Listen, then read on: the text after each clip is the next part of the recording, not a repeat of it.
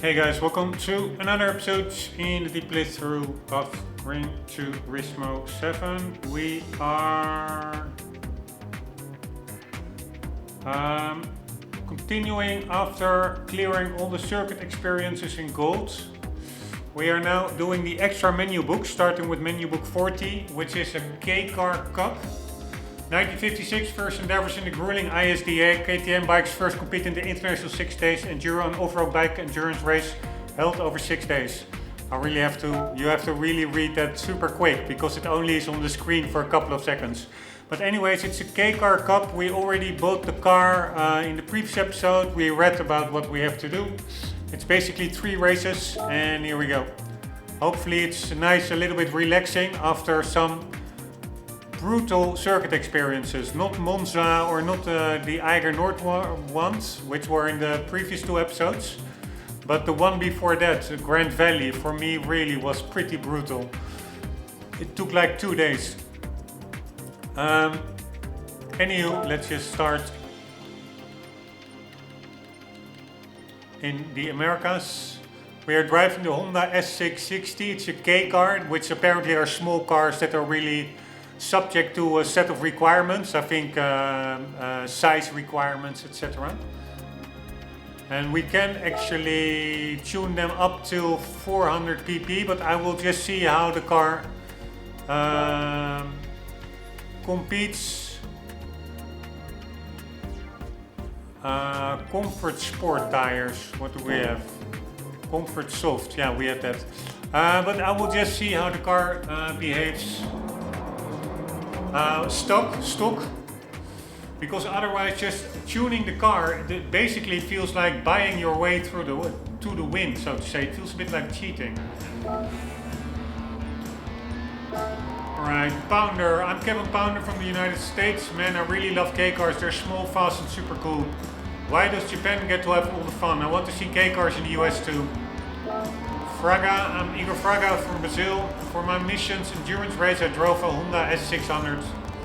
But today I'll be going with a Suzuki Cappuccino, which I just picked up from the used car dealership. Hola, I'm Nicolas Rubilar from Chile. I saw a guy compete in a DeLorean on this track for the American Sunday Cup 600. I swear I've seen his face before, but I can't quite put my finger on who he was. Alright, it could very well be, if all the AI cars are tuned, that we will not be competitive.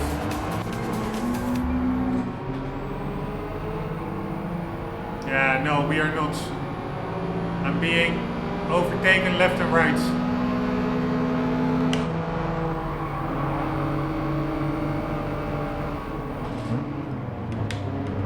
Oh wait, I need to again, it's so annoying. I was already thinking, where the hell is the force feedback?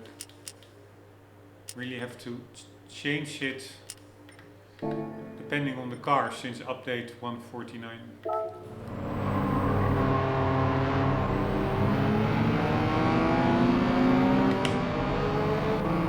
Alright, I will just drive a bit to check out the I will also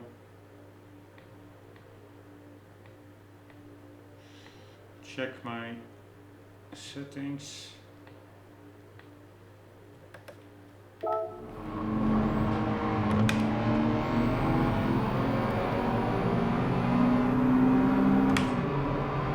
On the steering wheel I meant, because the force feedback still is very lackluster.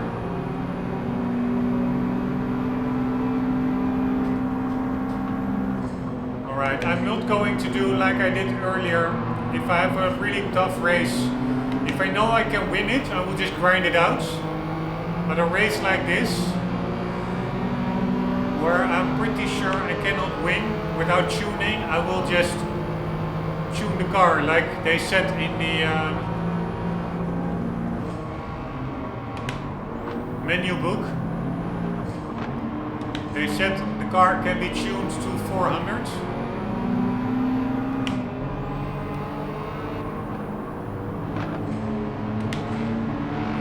Normally in other races, even if you're driving against tuned cars, you can still win if you're just out driving them, but maybe I can this one as well. I first need to learn the track. It has been a while since I've driven here.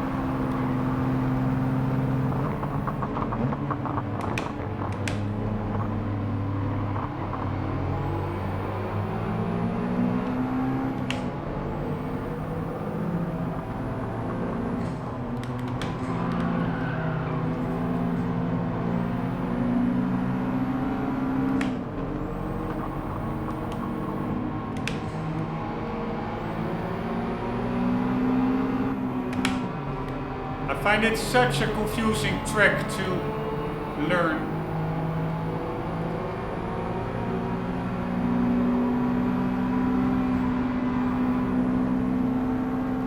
I do like these kinds of races, to be honest.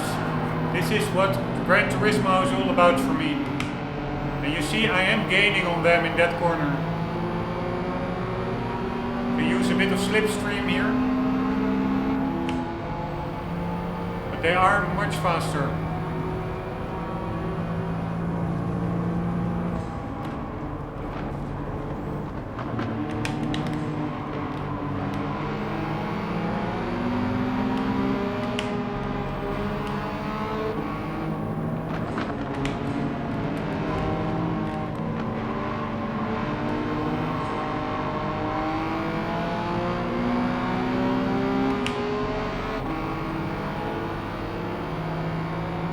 We did gain position, so I do think it may be possible to win actually.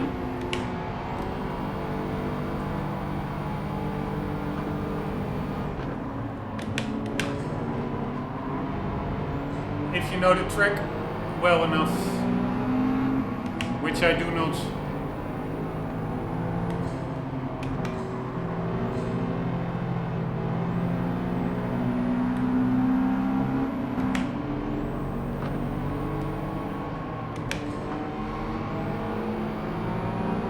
I just need to drive a couple of laps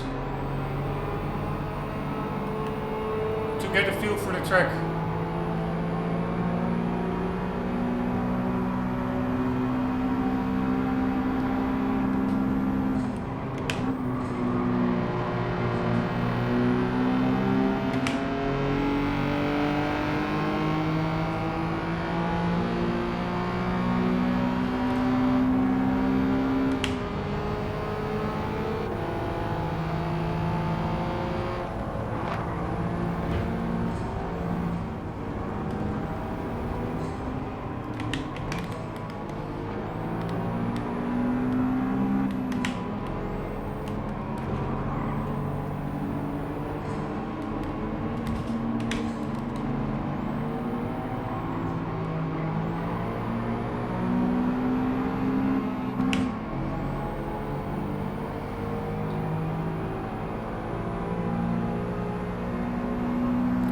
But we're not really gaining a lot, so let's just tune the car a bit.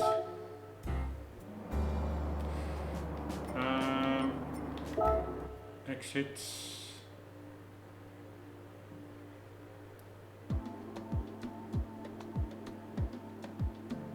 I mean, the other cars, I assume they're also tuned, right? They at least look tuned. But the thing is,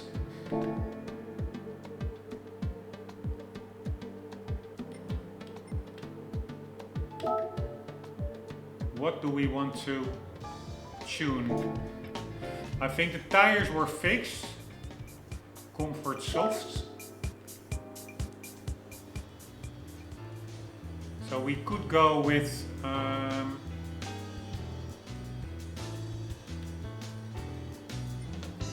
maybe chip tuning.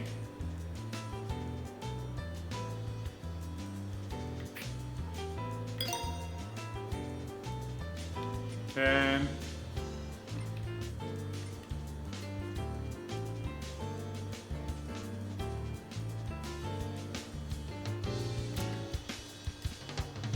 but that's the thing, if I now make a super quick car, then I hope it's still a bit of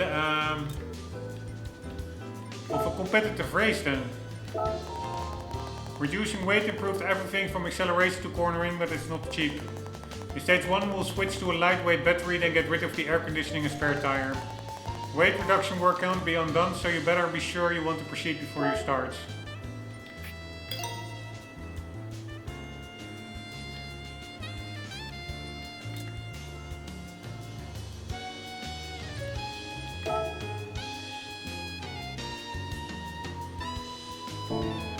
It's all pretty marginal.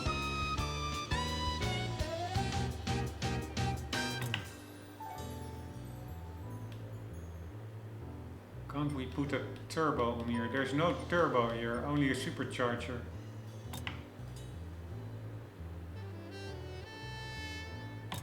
Ultimate, what the hell is that? Not available for this car. Alright, let's do medium or low RPM charger. This will immediately bring us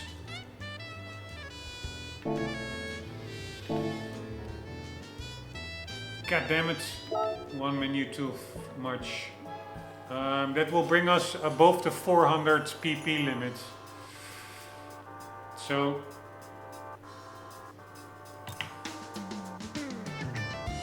I think that suspension, if we do more power, we also need, I think, a bit more better suspension.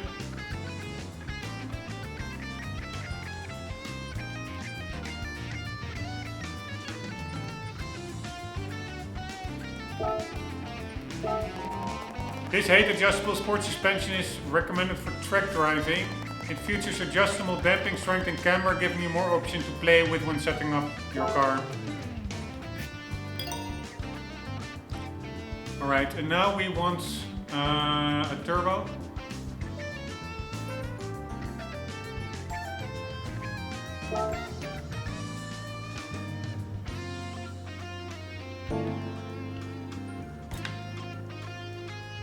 God damn it, it's only semi-racing. That will immediately get us above the PP limits.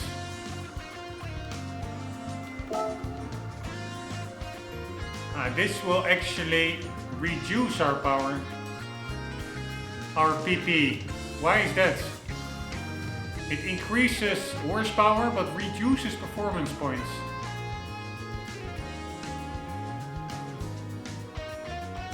That must be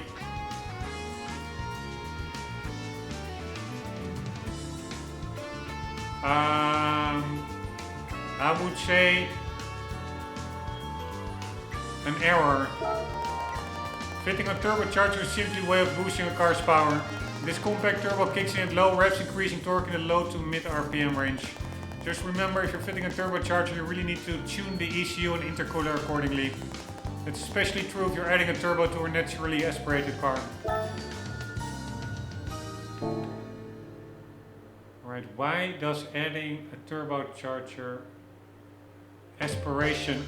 We already are turbocharged, that's it.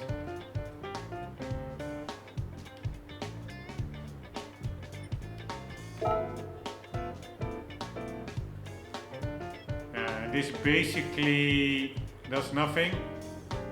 A little bit lighter than the stock intercooler, which apparently is on there already, because this intercooler doesn't do anything for the power output. Yeah, I'm not sure what to do.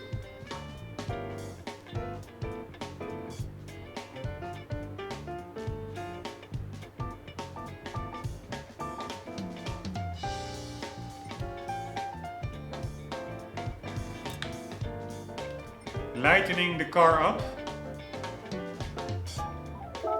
is actually quite expensive.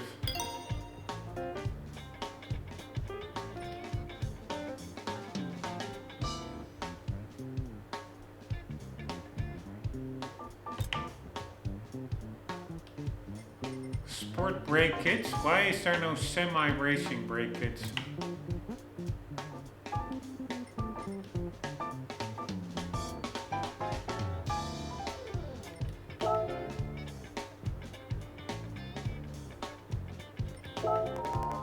This is a brake kit that's specifically designed for racing. It will greatly improve your stopping power.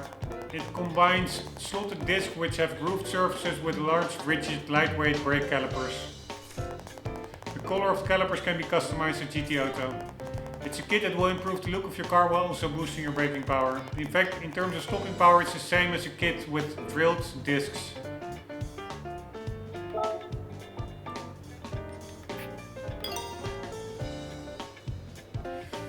Alright, so we have braking, we have a bit of lightweight.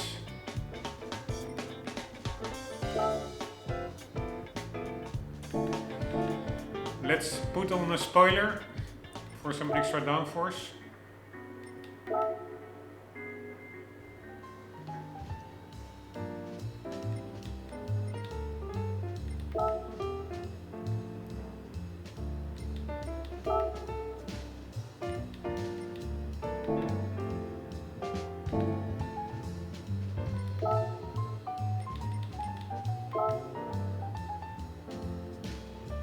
Does this increase the PP? I wonder. Alright, let's just go with this one. Wing, medium.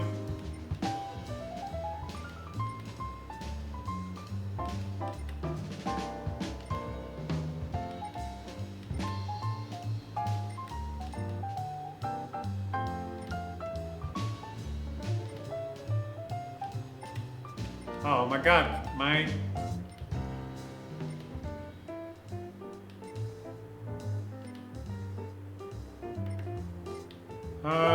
thingy is a little bit... My stick on the steering wheel is not really working properly. Alright, cool that you can change end plates, but it's fine for me. We are still at the same PP level, which is pretty nice.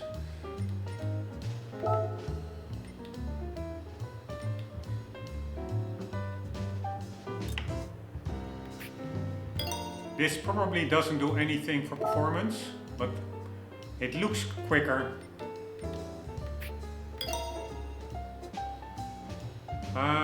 We are also...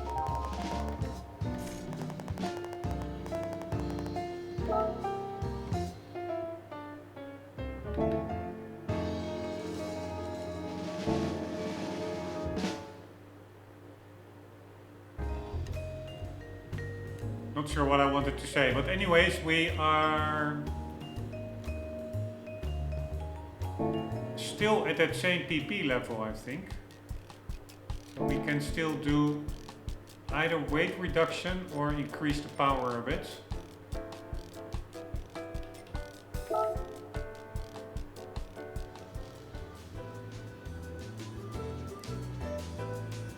Did we already had like a racing exhaust? It's actually quite expensive tuning your car. This silencer is even more effective than the sports version. It provides more power at high RPM and smoother revs too. It is also made from titanium, so looks and sounds great.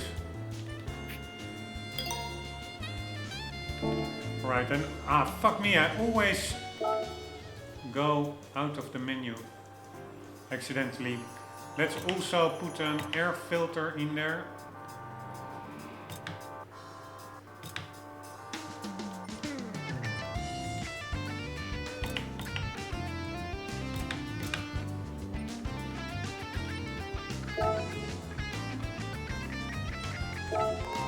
Air filters are fitted at the point where air enters the engine. Using one with less resistance will improve engine response.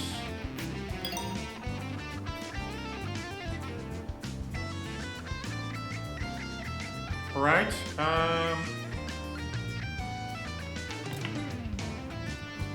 Did we already have stage 2? Yes, lightweight.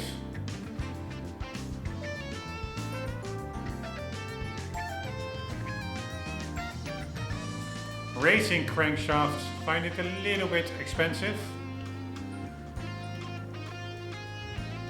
Also that sports ECU, I'm not sure whether that, this one, whether that added any horsepower actually, if you don't combine it with a turbo or anything.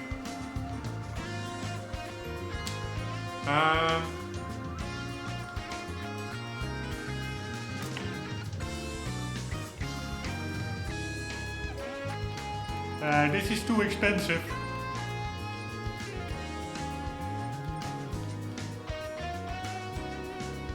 This is quite expensive as well. Maybe let's just see how the car performs as it is. We are going to adjust some settings. Now I forgot. Now I wanted to know, you actually need stiffer suspension if you have stickier tires, because then a lot more of the car's forces, the forces on the car will be higher, because is more force needed for the tires to spin or to slip, so to say. So that will all be then, those 4 extra forces will be working on the suspension. So, but I thought like that's maybe needed if you have more power suspension, but it's more, you need it more if you have more grip. I do have a bit more downforce, which should translate in grip as well. But actually, I'm not sure whether I need that sport suspension. Of course, it's nice, we can lower the center of gravity with it as well, but I don't really need it as much as regards to stiffer springs, because we don't really have other tires. It's not like we have grippier tires, because the tires are a set requirement for this race. Comfort soft, I think. Anyways.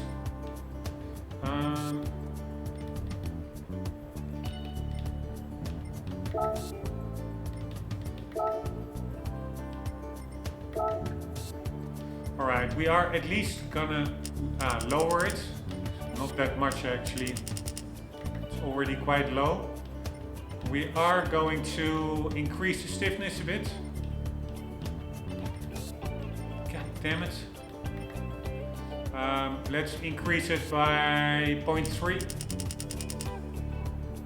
or maybe 0.2.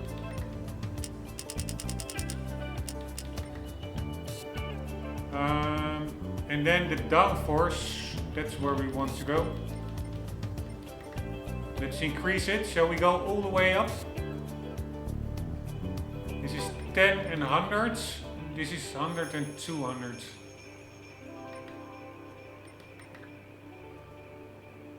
Yeah, I have no clue.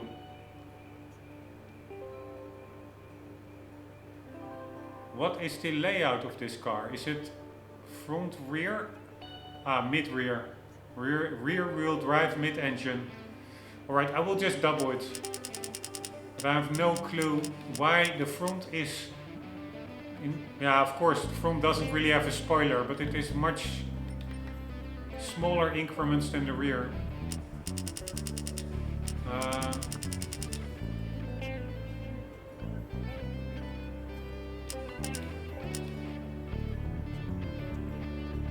Maybe let's do one. Oh shit. Like so.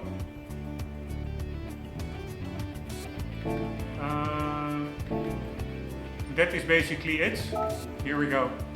I doubt whether we are competitive. We should be a bit more competitive.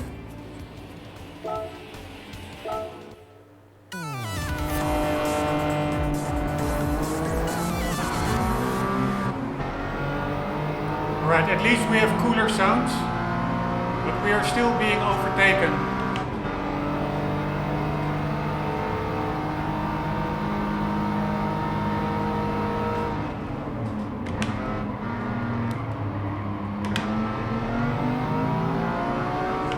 But our brakes are much better.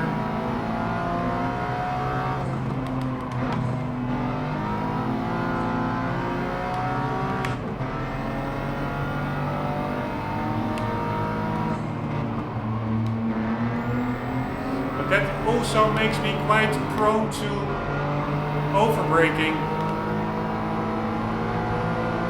But we have some nice extra downforce in the corners.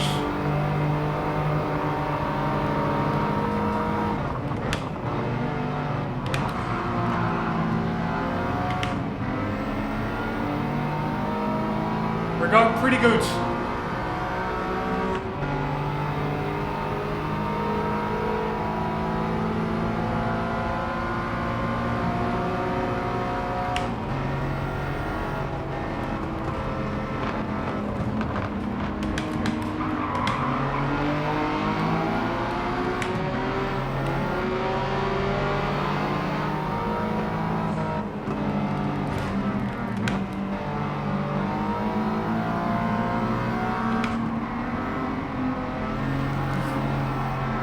Oops, my mistake. It's pretty fun, these kind of races. But I still think it will be very tricky to win this one.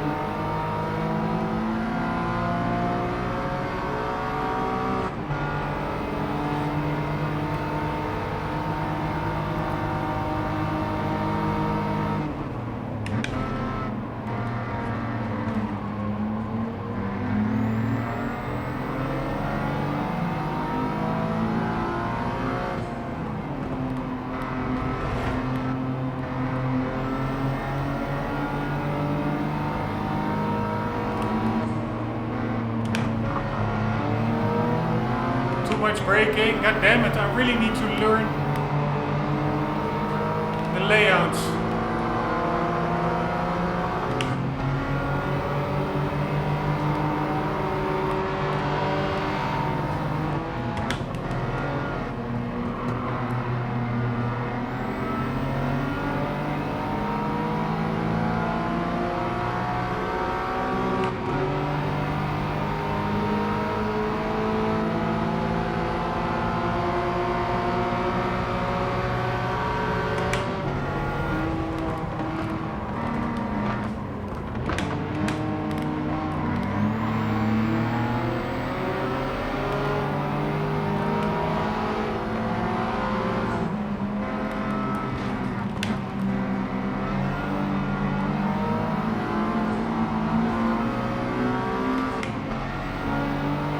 I will never win this, goddammit.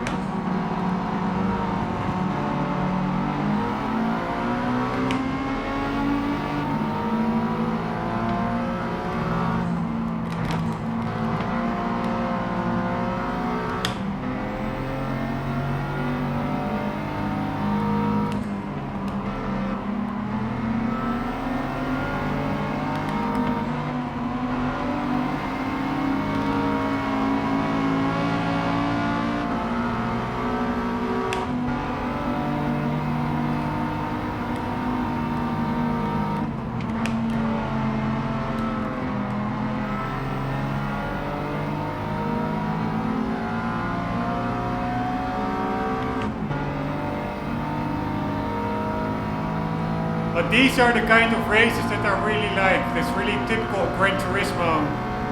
A bit of these quirky races.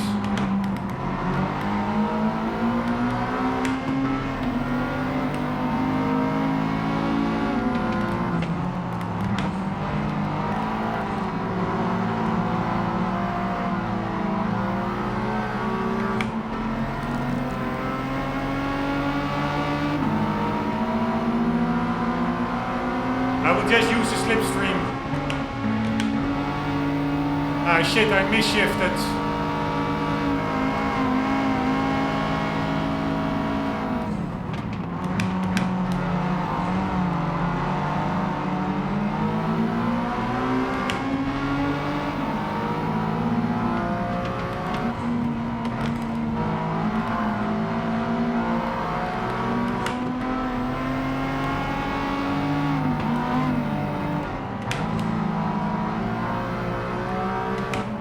This is where I can gain with the extra downforce.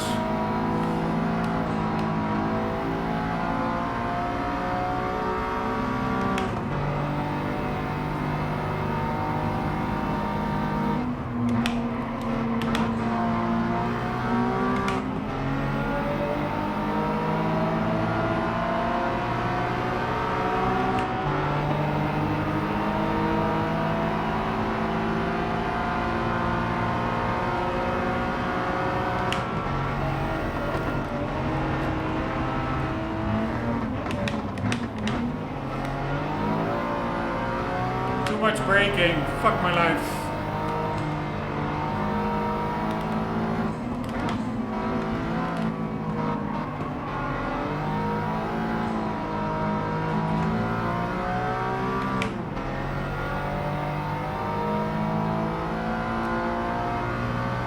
If that are the first place cars, we still have a chance to win.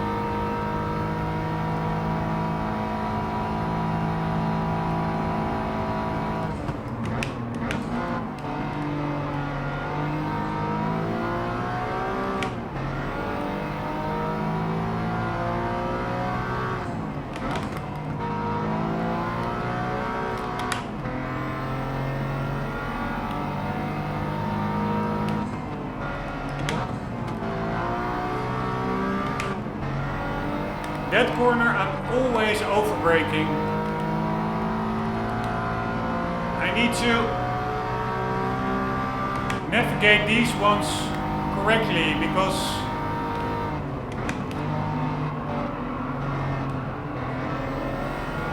this is where I gain an advantage with what appears to be better downforce.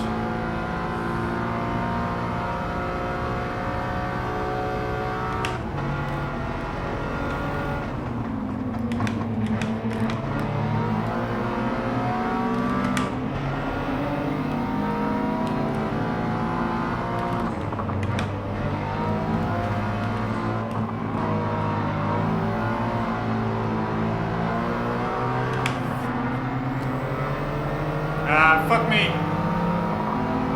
I will not be catching first place anymore. And we do want to win all the races.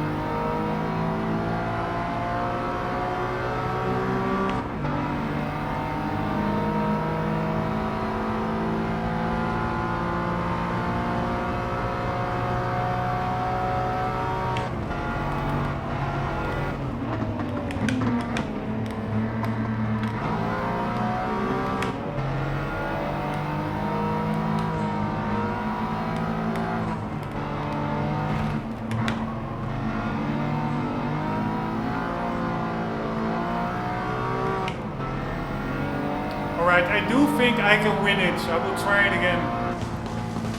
It's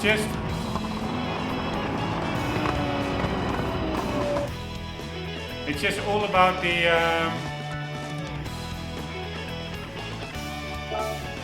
track that I need to know. I need to know where I can, how much speed I can carry through each corner in each section. Here we go, no more kidding around. Let's do this.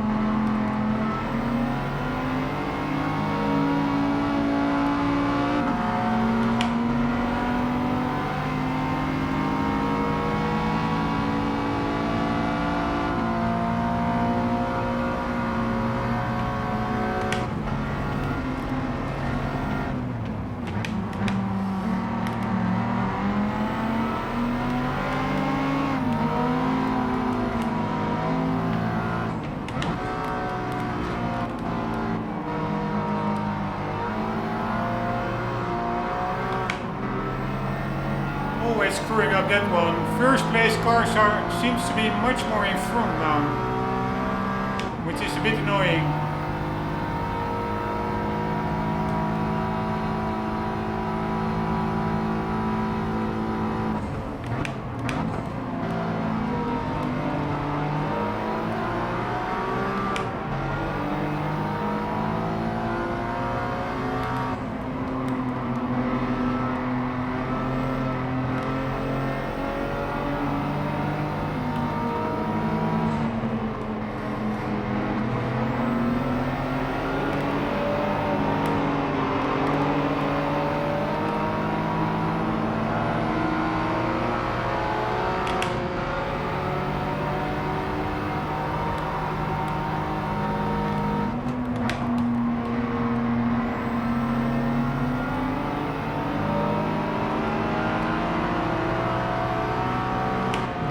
Never catch them anymore, fuck it.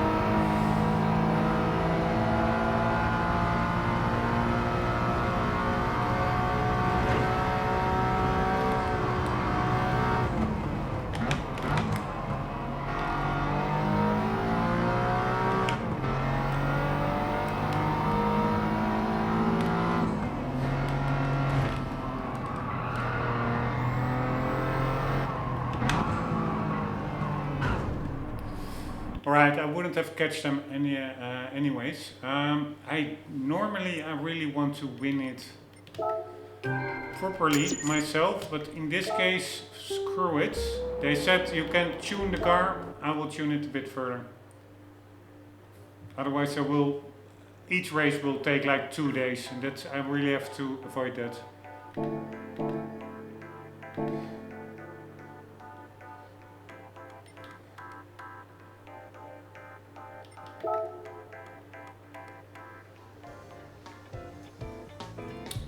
Right, we need more power. Yeah, we cannot even tune that much more. I think I did the wrong tuning parts, honestly.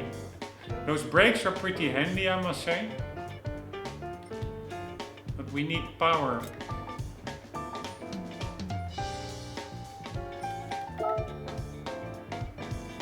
It's all very incremental or very minimal for quite a lot of money.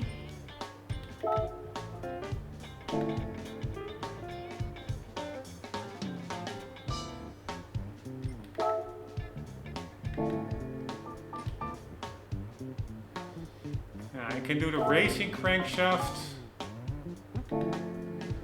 Then we get to 387.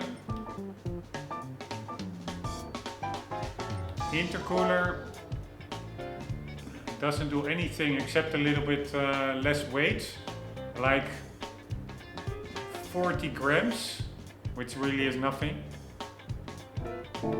That's just a waste of money. We could do, let's do more weight reduction.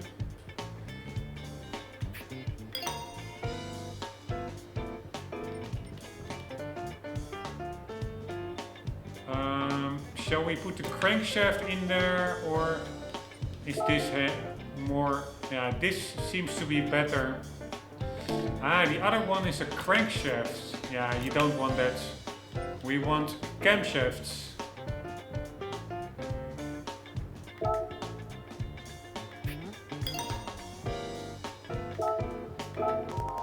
An engine's camshaft controls intake and exhaust valves. A high lift camshaft keeps the valve open longer. The idea is that increasing valve lift optimizes intake and exhaust, increasing power in the high RPM range.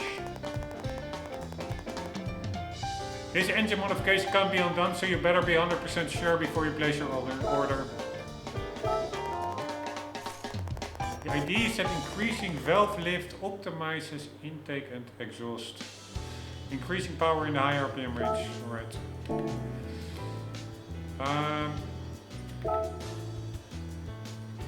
We can even bore it up. A very cost-effective upgrade. This is the first step towards higher displacements. Alright, it's only 20 cc. But why not? Increasing displacement is a very effective way to increase the power of naturally aspirated engines. Yeah, but we have a turbo engine. This is the first step, boring the cylinder head to increase the cylinder diameter, then installing oversized pistons. It's a lot of work and it's certainly not cheap, but it's more than worth it. There's no going back once you bore out the cylinder, so be sure this is what you want before you start grinding. Yeah, I don't know. It goes to 76 horsepower.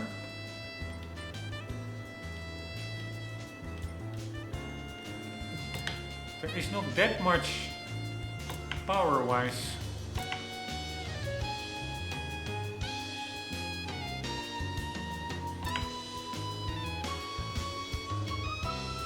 This is all way too expensive, I would say.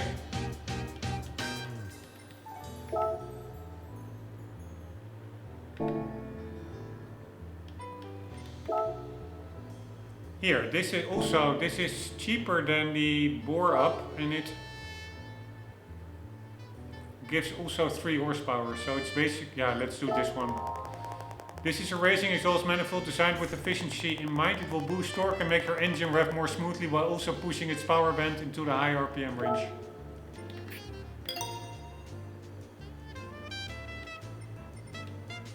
Alright, that's basically all we can do. We have 2.55 points left to play with. Ah, there's also a racing air filter. Should have bought that one earlier. I only bought the sports one. This racing filter boasts very low air resistance and boosts acceleration and power in the high RPM range. It's most effective when combined with a racing silencer so that both the intake and exhaust are tuned as a set. Alright, that was a little bit of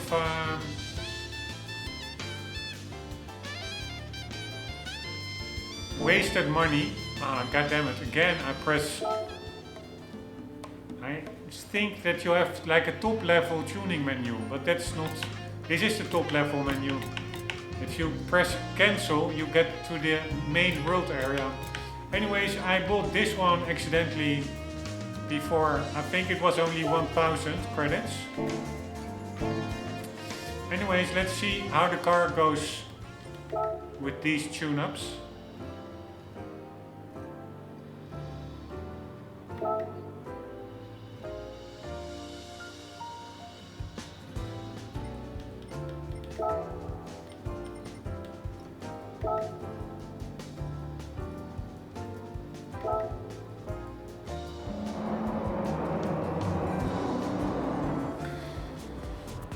Alright, here we go, no more kidding runs.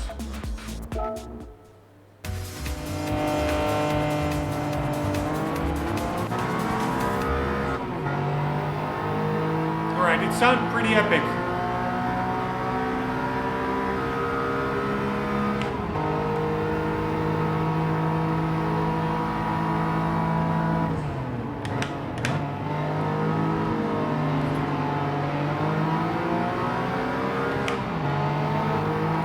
We are now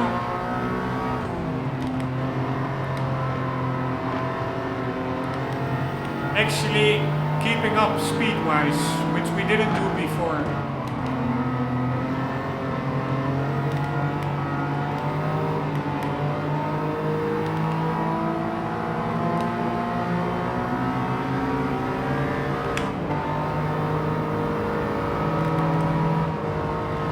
Now I just need to learn the track better. God damn it.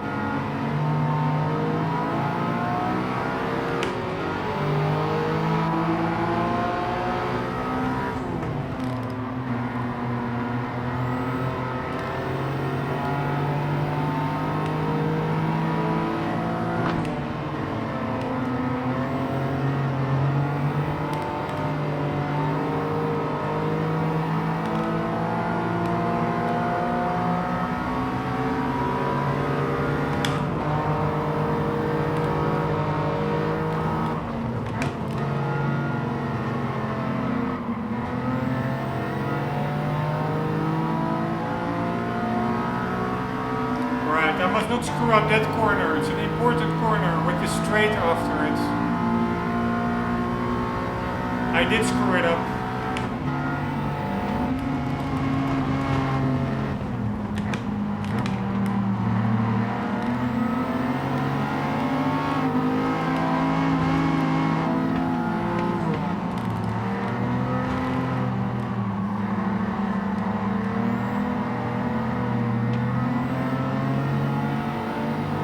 Still, the first place cars are so far in front. God damn it.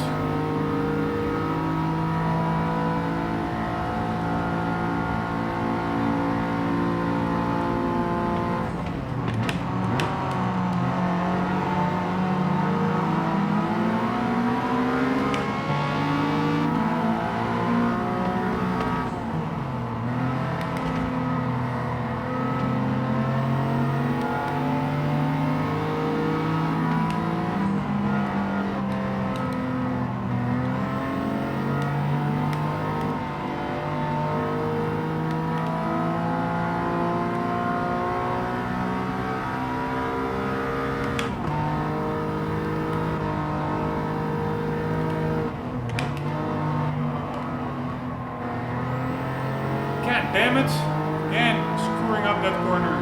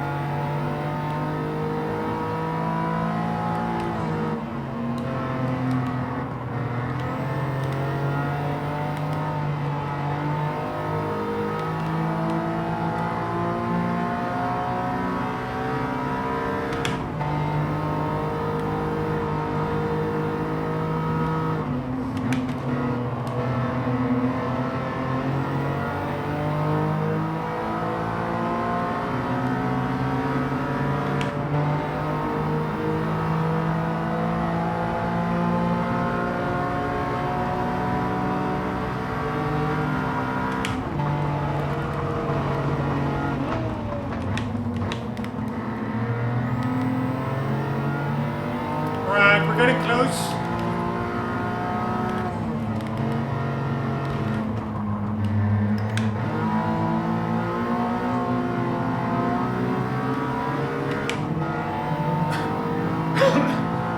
Honestly, I really enjoy these quirky races.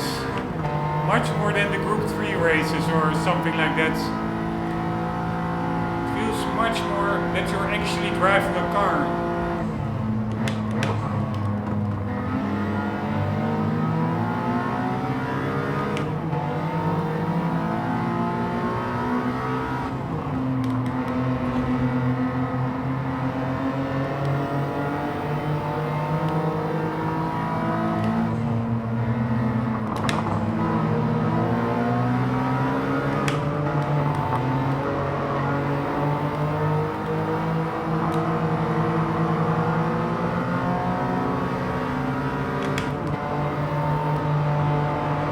Super fun race, this one.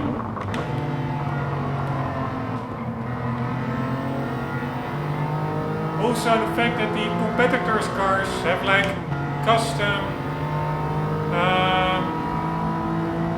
looks, like lightweight hoods, aftermarket wheels.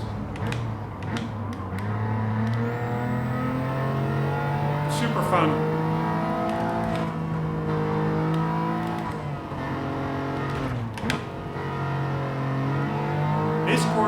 I still find really treacherous. But we can take it easy. We are in first place.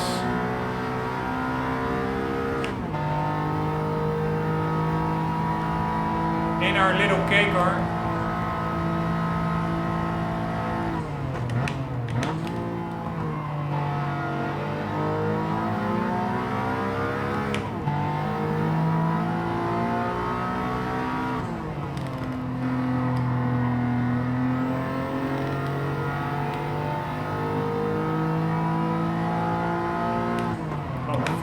Fuck me.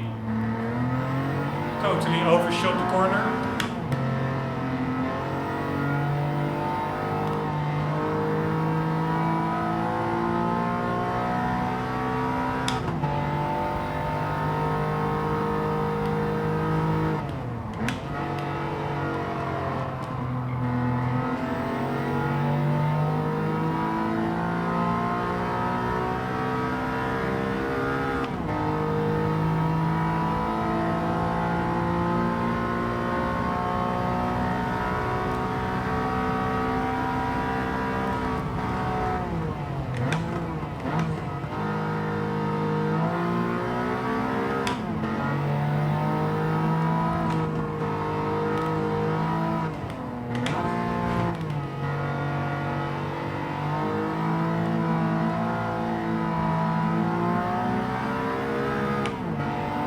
In the pocket.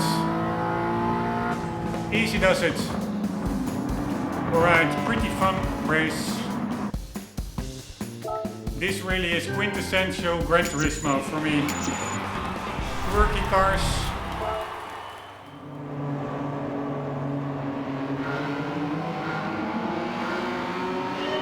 Right, it said in the menu book that I came in third. That was the first time I did it, but I actually came in first. Right?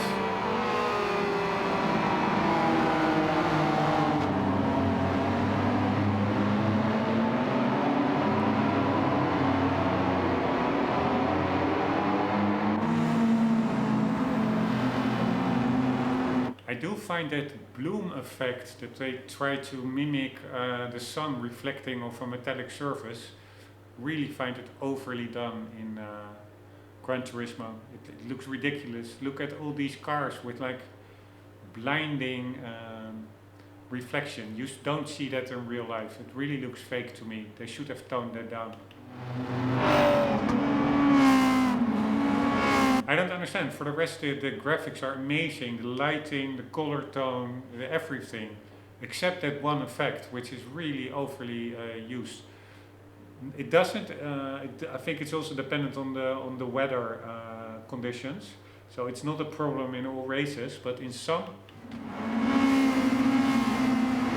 it's a bit much.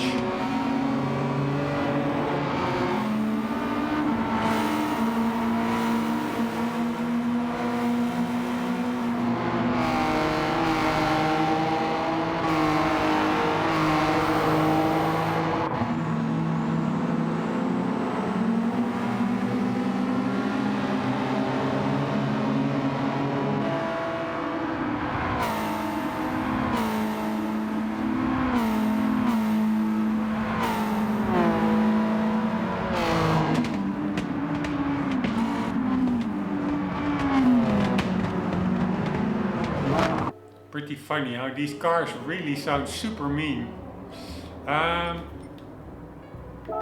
In the pocket. I wonder whether now the menu book says, does it correct to the, does it keep the first place win placement, like third or second, or does it update with the best placement if there was a better one afterwards? Because I should have first.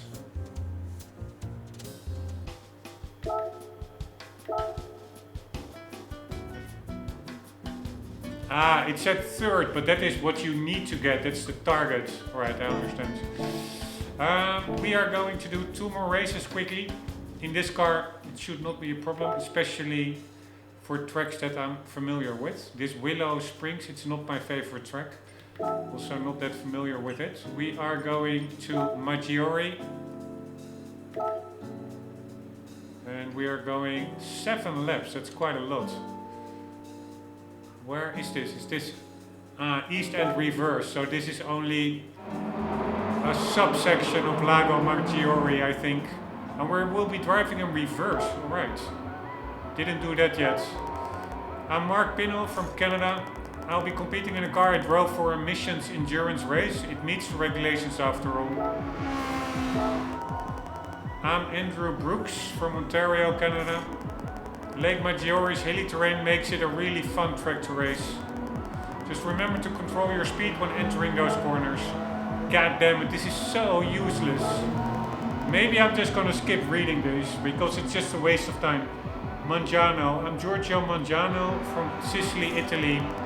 Our French friend Bovo sure loves his baguettes, but I'm partial to Italian focaccia. And for dessert, a hometown favorite, gelato. Screw that shit, I'm not gonna read it anymore, it is too retarded.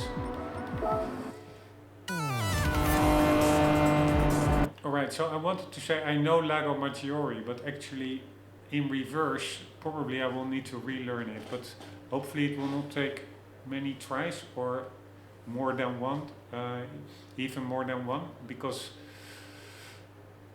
of course I know the track a bit, but not the separate layouts, and especially not in reverse, but it helps that you at least know the location, and even in reverse, if you know the track well in the normal direction, you should it should also help you when driving it in reverse.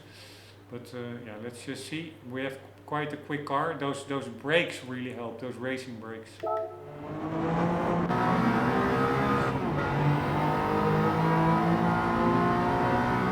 I totally do not recognize this.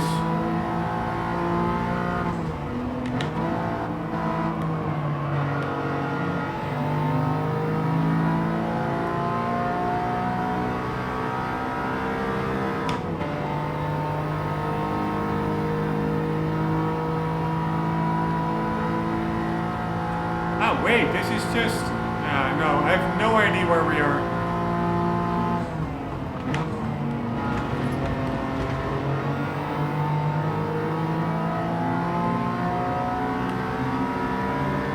Man, this track, it looks so...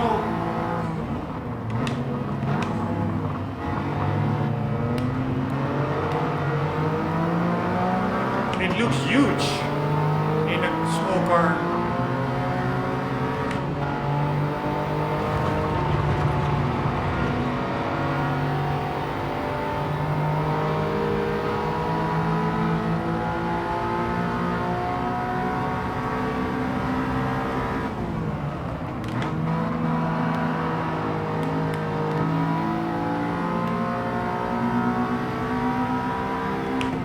I have no way, I don't know how to navigate this track yet.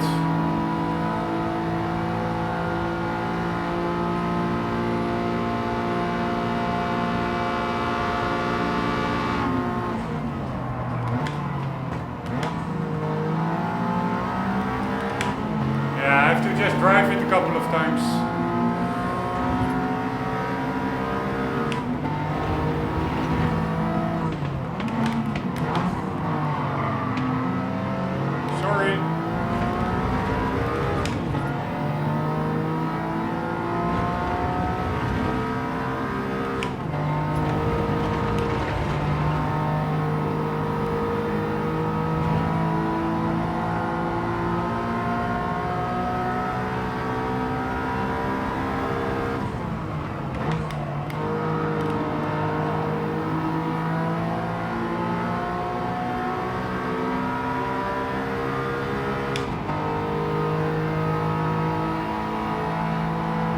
Slipstream is not really helping.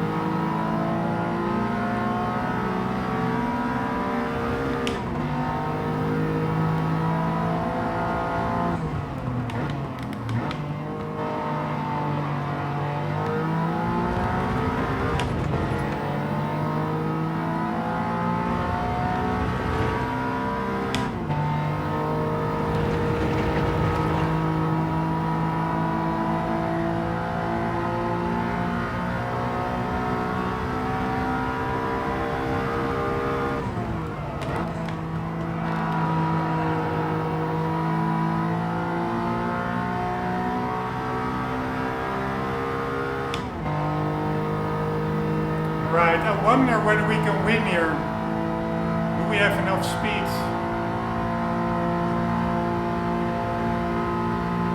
Problem is I still have no clue.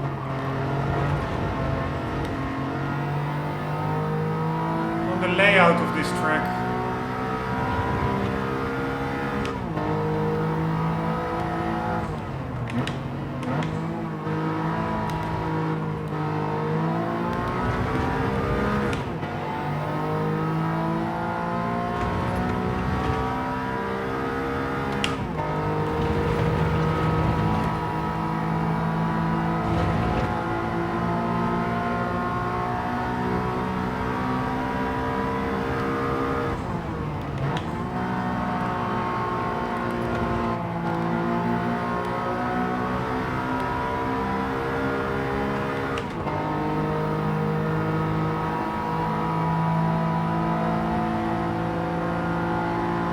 Again, that brightness is, that bloom effect, it's so overly done. Check out these cars.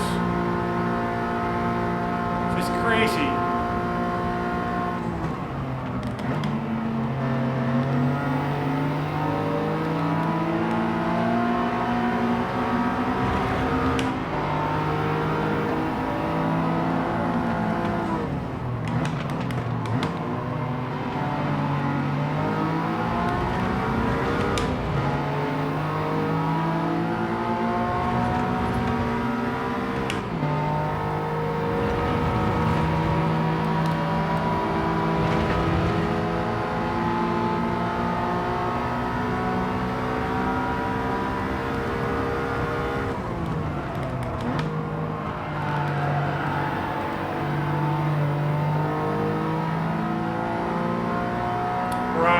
I think we can win it, but I just need to learn the track much better.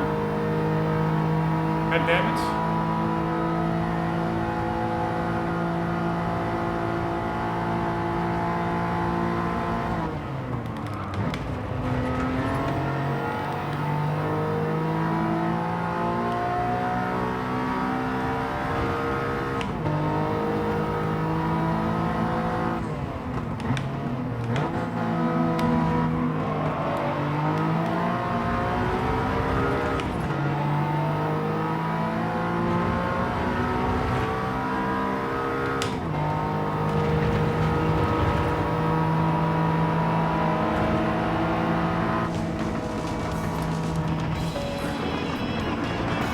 Alright, we'll have to do that one probably one or two more times because it's all about knowing the track.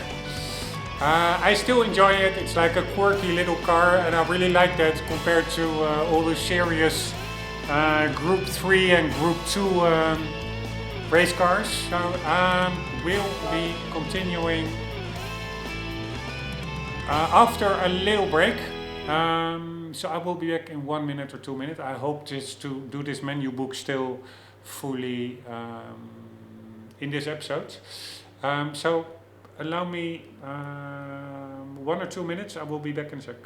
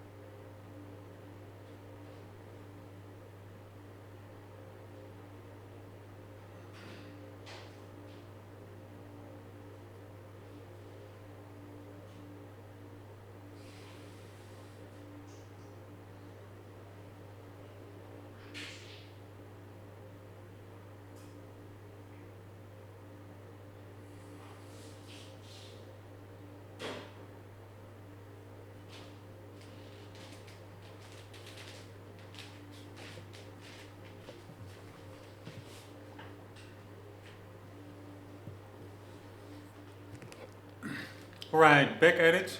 Let's win this one.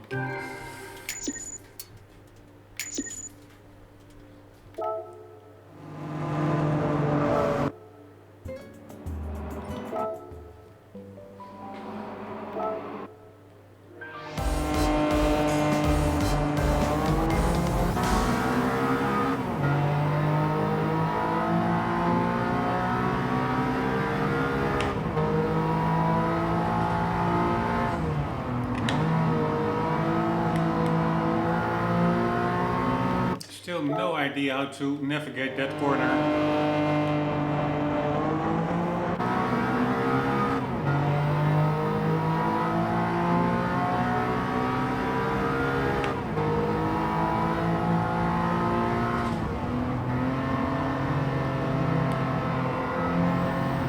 I think if you take it correctly, that you can really gain some places.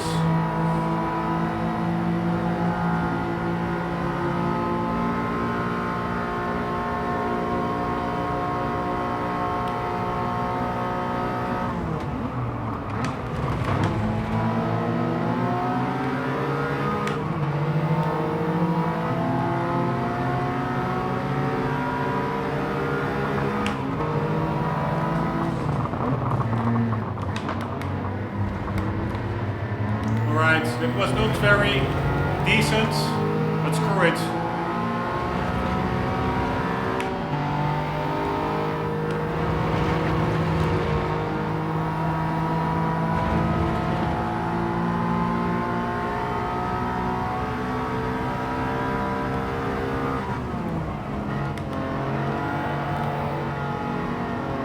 Fuck me, that corner is so annoying.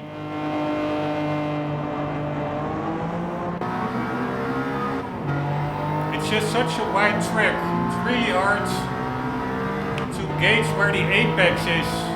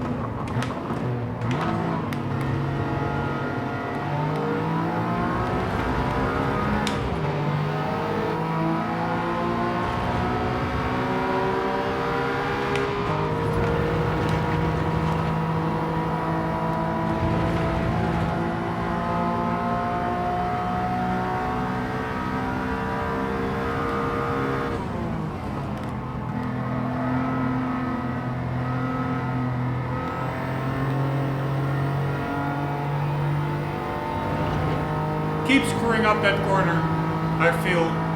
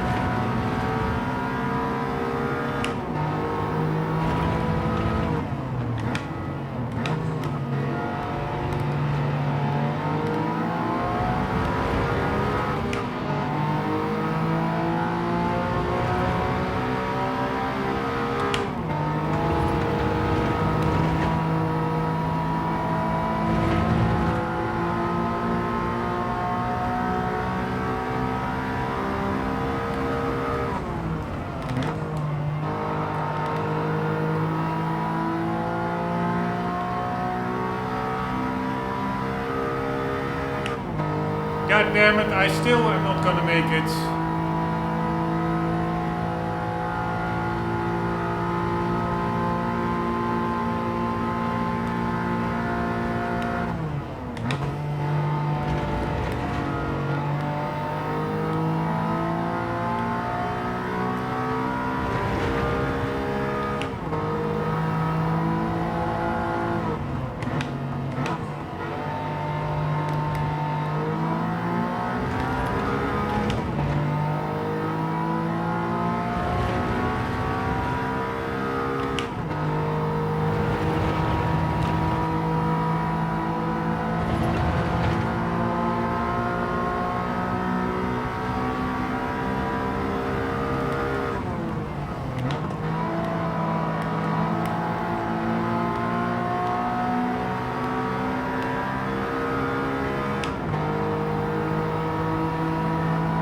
Nope. God damn it.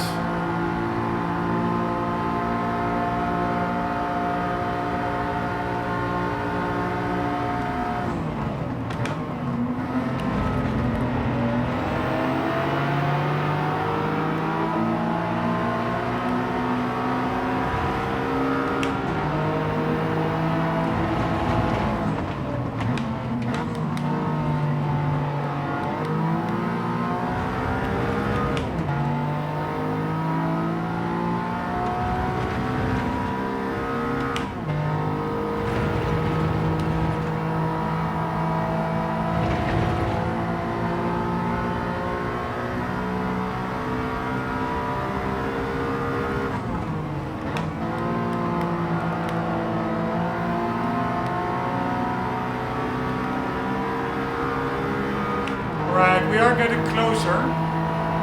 We really have there are a couple of points where I gain because of the better brakes.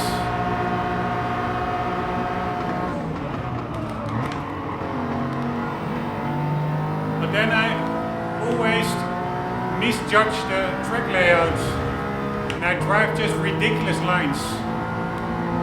Here, this is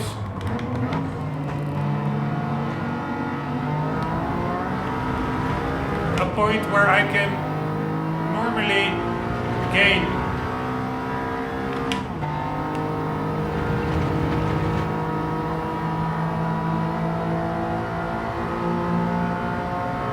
I totally screwed it up over there.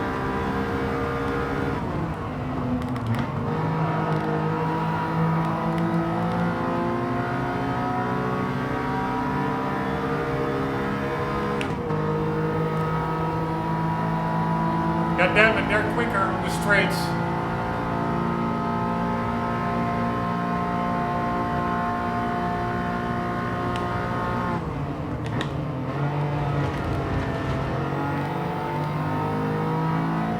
Fuck me. Will not make it anymore.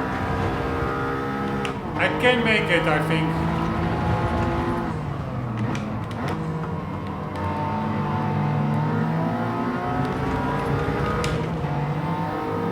If I drive less retarded.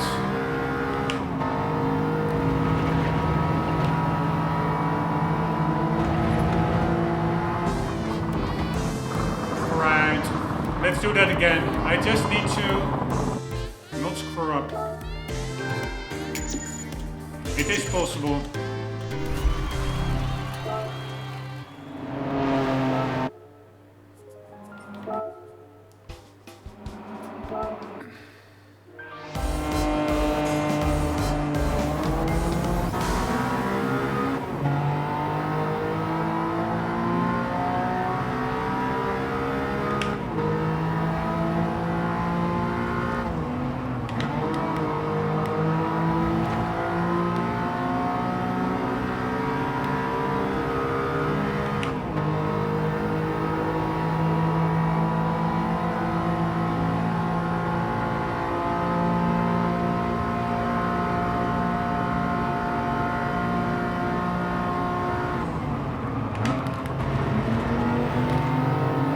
Here, this way, if I take the corners correctly,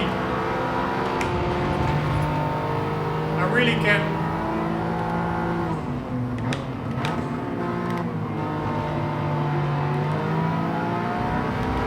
gain quite a bit.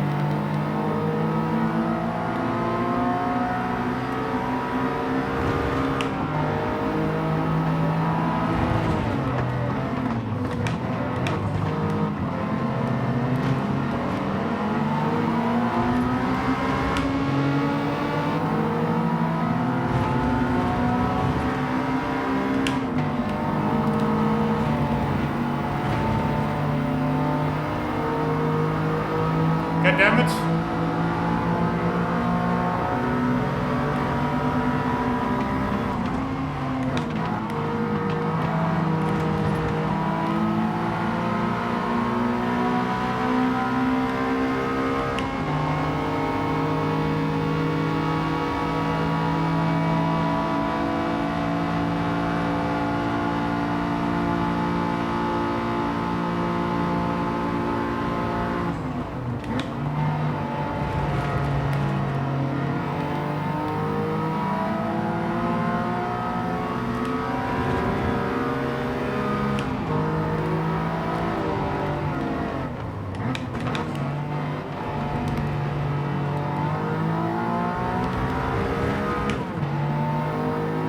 I still really don't recognize these corners from Lago Maggiore track. Fuck me.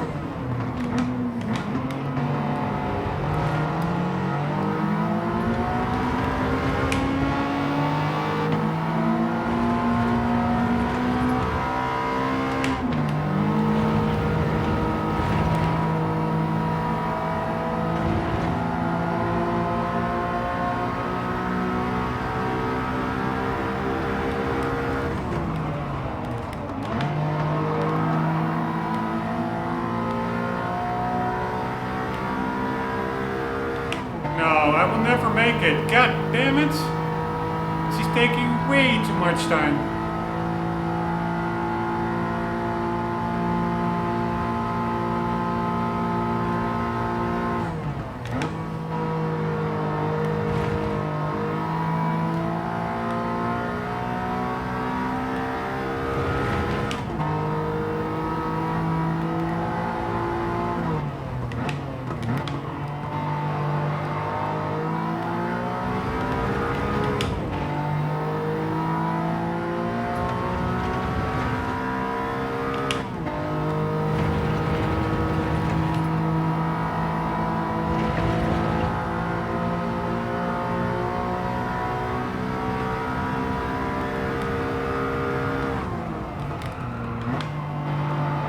Fuck me, and again, I'm totally overshooting my corners.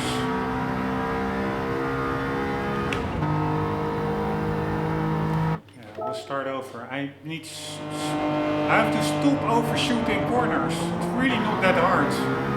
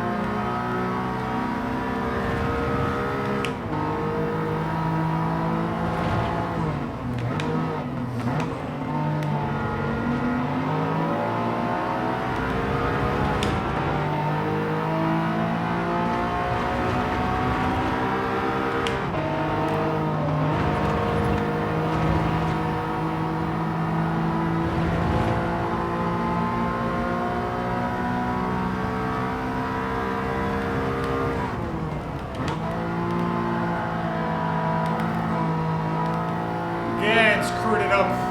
No idea how to take that corner.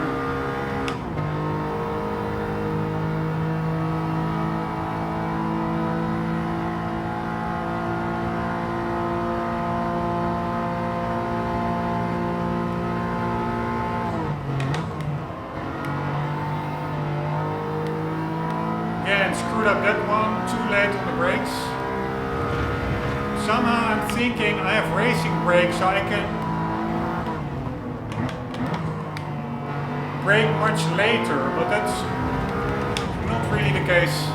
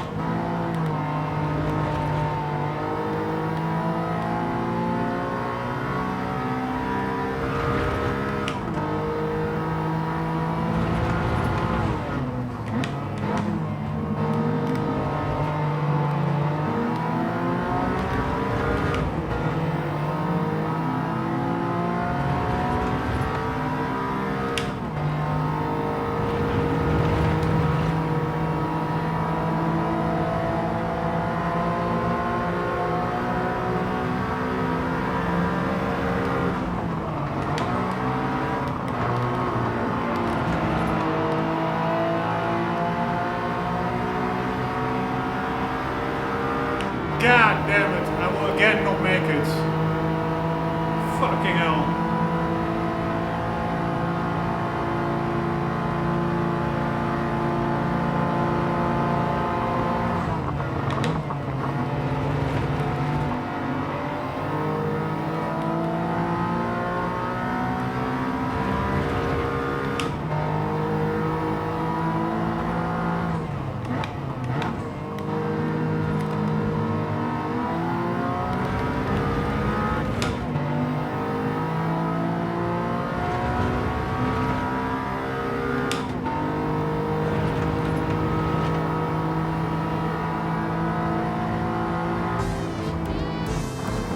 God damn it, this is annoying. I don't like the trick. I like the concept of these slower cars, but I only need one more second. I can for sure win, but fucking hell, I need to take those corners better. Come on, man.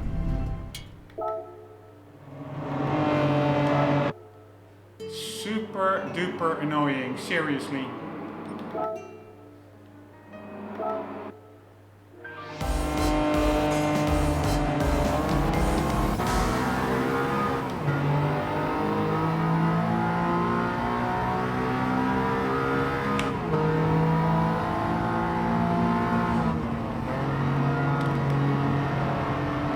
Here, I have no clue where to brake, how much to brake.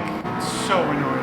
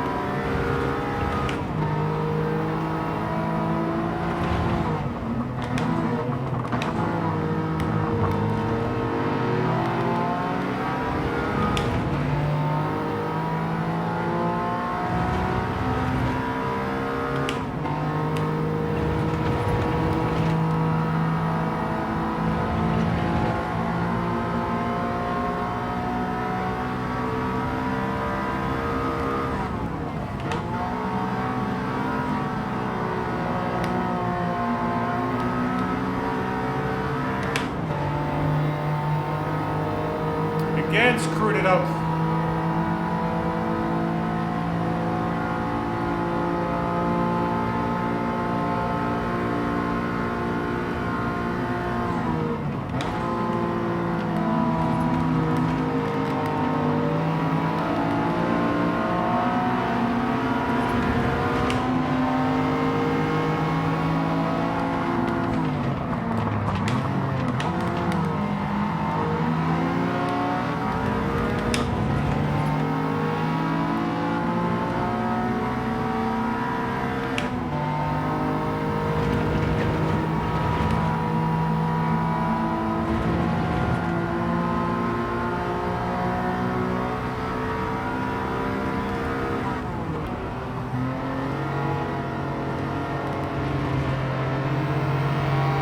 This is what I mean. If you take that corner well, you can gain a lot of distance.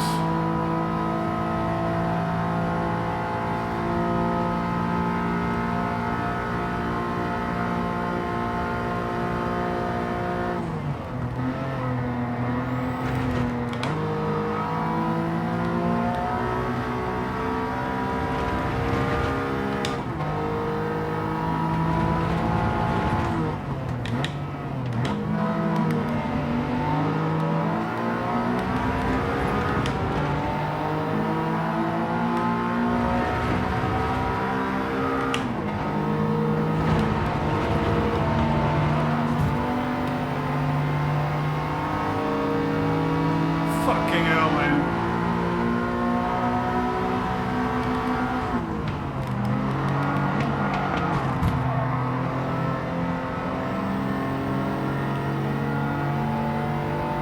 Alright, he really could have costed me the race.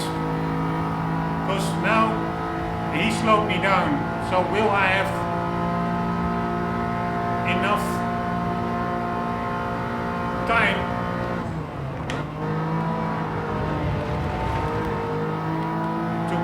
catch up to first place within 7 laps?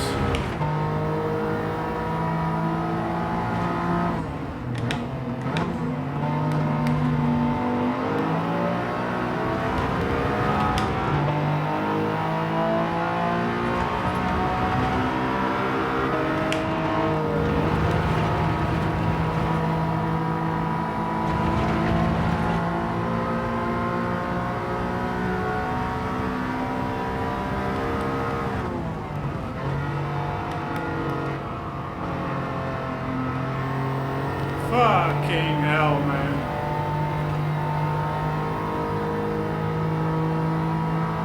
Again, screwed it up.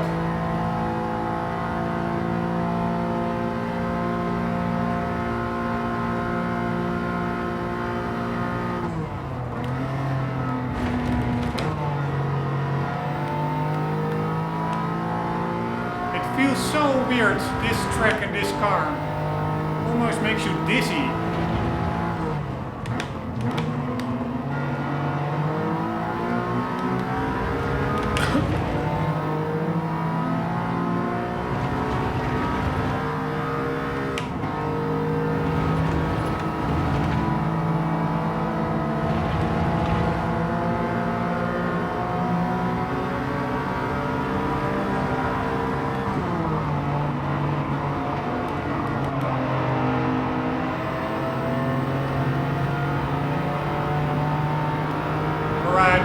But screw it.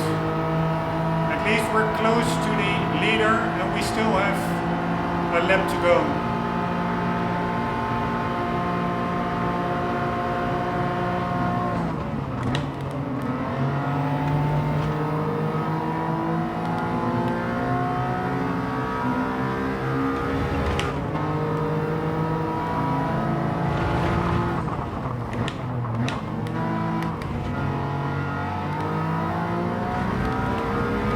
Finally, god damn it.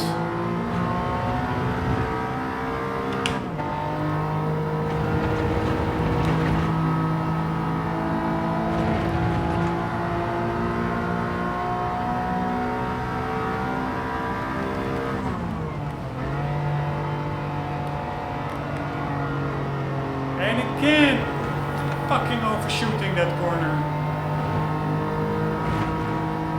Alright, super messy, but sorry. I just want to make a bit of progress.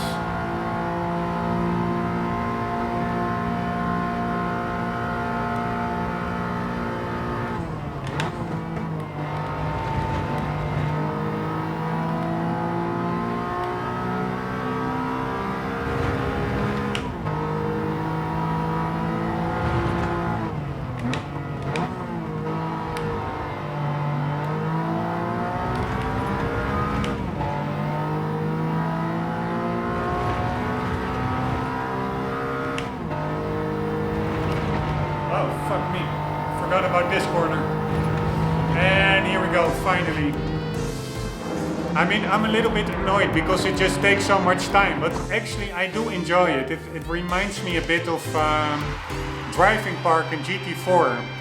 Just like slow cars on a fun little course, a short course. Can just be super fun, I would say. Let's watch 1 or 2 replays. Now 1 or 2 laps of replay.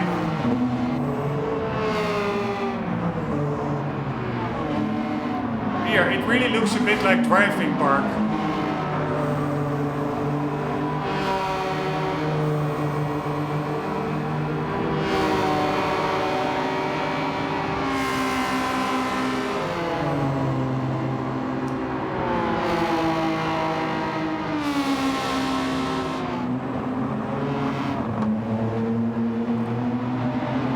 Which is, I don't understand that I had to add these menu books later on. This is what is quintessential Gran Turismo for me. These quirky races with a tuned up little K car.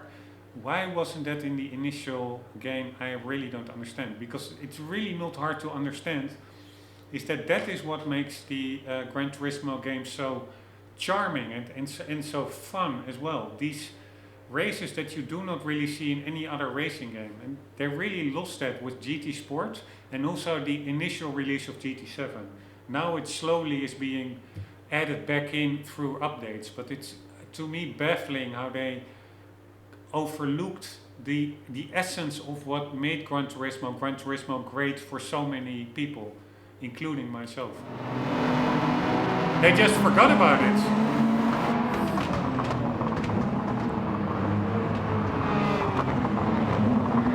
It is the mix between realism, super good graphics, and in this game, really kudos, also much better sound. But it's that mix with quirkiness, which everyday cars, which made Gran Turismo really the epic game series that it is. And when they Gran Turismo Sport, they totally ditched all of that and they only went with group cars. It lost all its charm and flair, etc. And now it's still not to the standard as it was before. Like also we are missing the cool city tracks like Costa di Amalfi or the Italian Città di Aria. That is still all lacking, but at least they put in, I hope more, but at least one of these quirky races, which is nice to see, but baffling that they abandoned it initially with Gran Turismo Sport and Gran Turismo 7.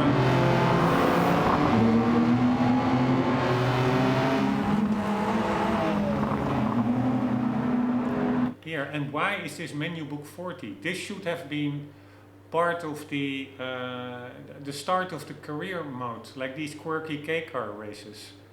I'm sure there were maybe some entry-level races, entry cars, like budget real-life car races at the start of the menu books, but I don't really remember it. It was mostly immediately you are in higher powered cars, which is not what you want. You want also that progression in a career mode. The whole menu book setup, it's a missed opportunity, I think, compared to a full-fledged actual campaign, which gives a sense of progression and a sense of ownership of the cars that you actually have to use. Like this car, I feel now this is more or less my car. I had to tune it a bit. That really was lost in the main campaign of GT7, which totally focused on performance cars like, oh, get 3 Fords, get 3 Ferraris, get 3 Lamborghinis. While even going as far as if you already had one of the reward cars in your garage because you already bought it for something else, the race would be skipped. You could still do it, but it was not part of the menu book anymore. That's so weird. It makes such a superficial feeling of the progression, etc. That whole menu book system, they should have ditched it altogether in favor of just a career mode like you had in Gran Turismo 4, if you ask me. But and probably also 5 and 3, of course. But yeah, hopefully in these added menu books there will be more of these cool, quirky races.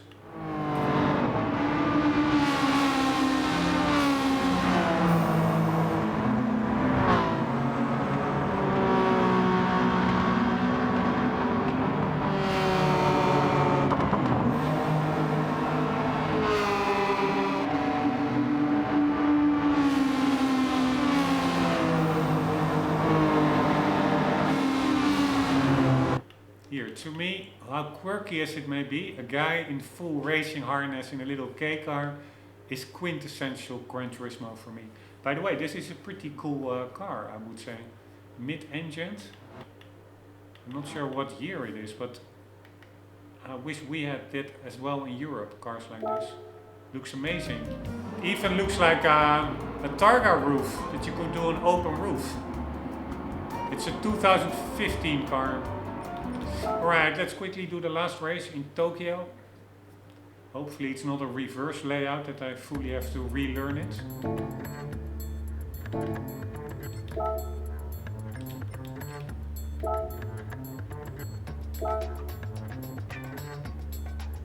No, it's the regular one, I guess. I do have to... It has been a year and a half since I've driven here. Ah, no, it is... Yeah, it's clockwise. Hi there, I'm Igor Fraga. I was born in Japan but raised in Brazil. I'm a big fan of the Suzuki Cappuccino and I'm always on the lookout for one at the used car dealership. For this race I'll be racing in a favorite from my extensive collection. Does he have a real life collection or a virtual? I'm Yamanaka from Japan. I actually own a Honda S2000, but the S660 is pretty wild too. Even more so when it's been tuned up. Wong, I'm Jonathan Wong from Hong Kong. Nothing beats zooming down the Tokyo Expressway at night in a tuned up car. Ah, both Tokyo and Hong Kong look truly beautiful at night, don't they?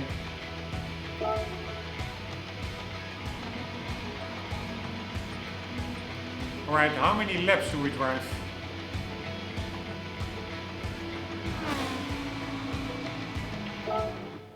No idea. 3 laps. Here we go.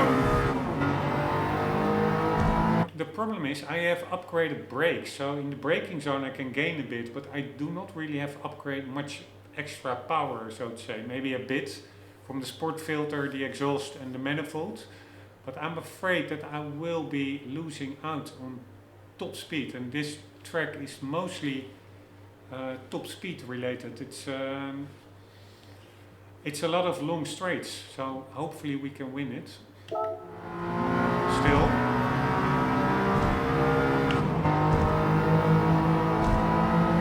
But it's, I don't know, are they quicker?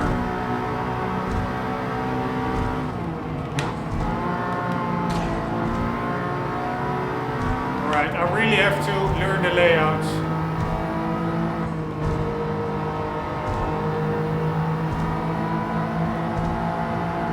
It's totally different, super fun doing it in a car like this compared to... I know this section, but I'm used to it in a much faster car, doing like almost double the speed. Nah, not double, but like 80 kilometers more per hour. Like in a much bigger, faster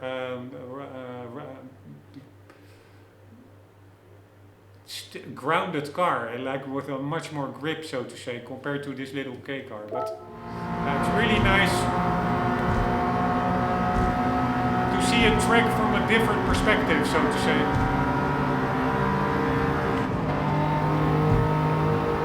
And I'm really, again, I'm rambling, but I'm really sad that this was not part of the initial campaign. This is, of course, now I will just consider it all one big campaign, these menu books. But this should have been way more prevalent in the original career as well.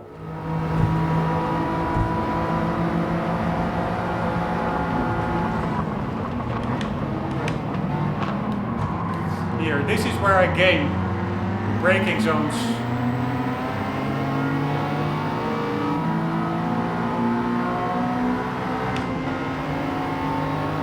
Here, I have the feeling they're quicker than I am.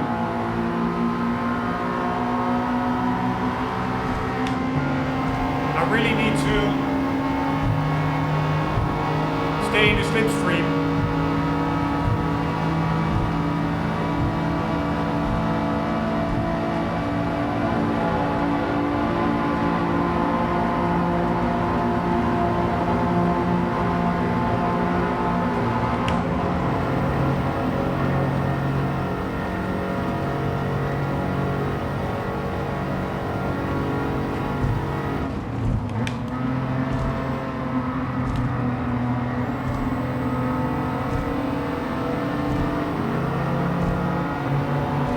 Here I come.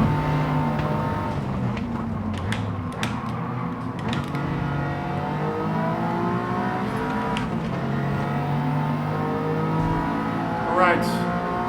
I forgot about that chicane.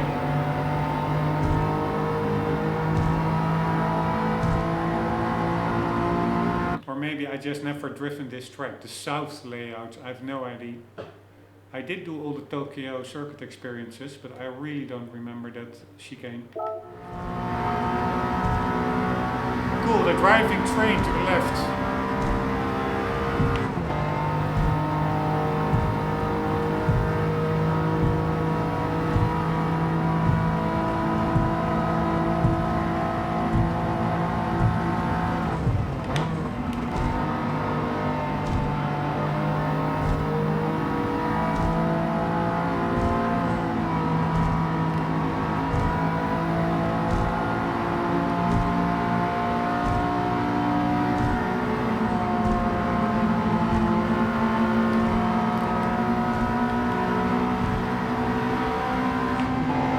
Man, this is fun.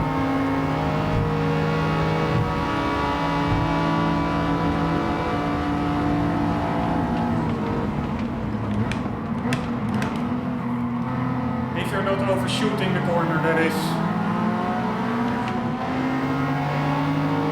I still think my racing brakes that I can brake much later, but it actually, it also makes sense. I don't have better tires. We all have the same amount of grip, so you can have better brakes. But if your tires are not up for the job, then yeah, it doesn't really matter that much. If your tires cannot put the extra braking power onto the tarmac or the asphalt, I doubt whether I will be able to win this one still. Made some big mistakes. But I'm really enjoying this.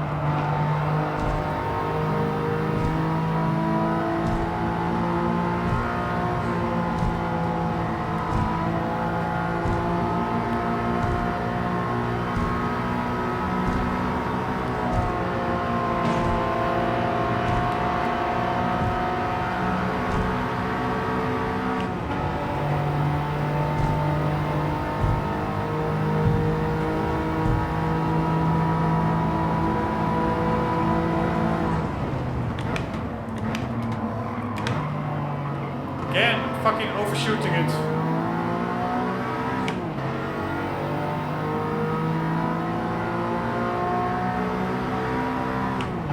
Alright, first attempt is not going to work.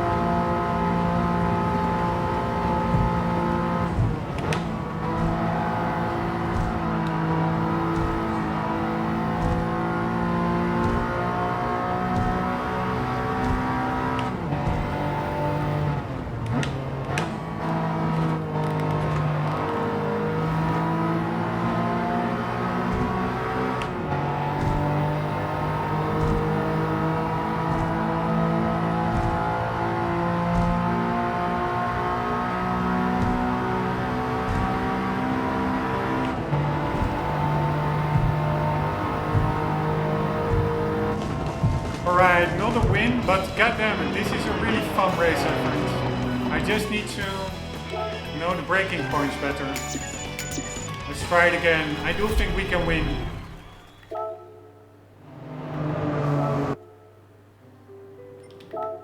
Little K cars in Tokyo. Exactly what it's all about.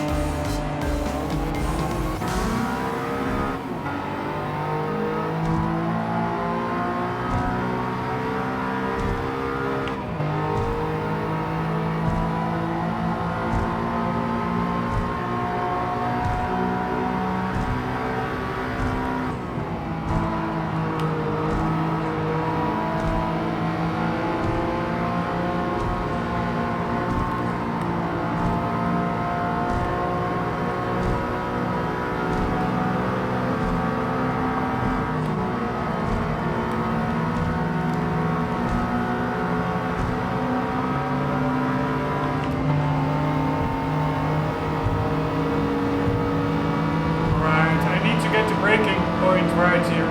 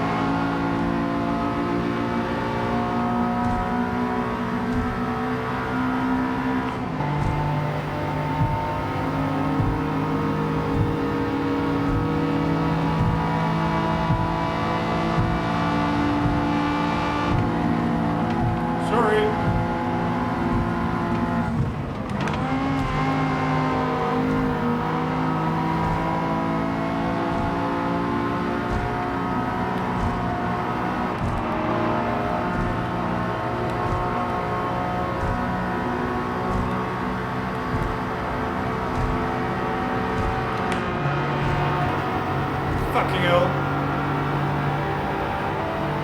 Bumped into him.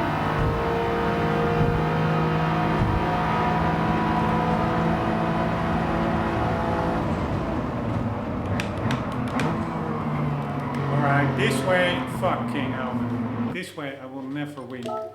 If I keep overshooting my braking points.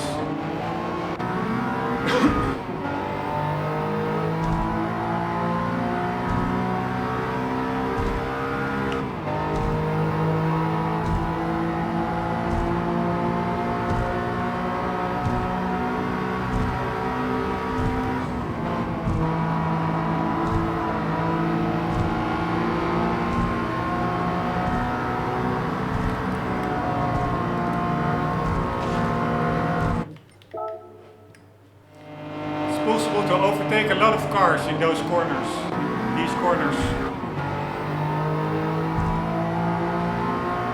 If you do it right.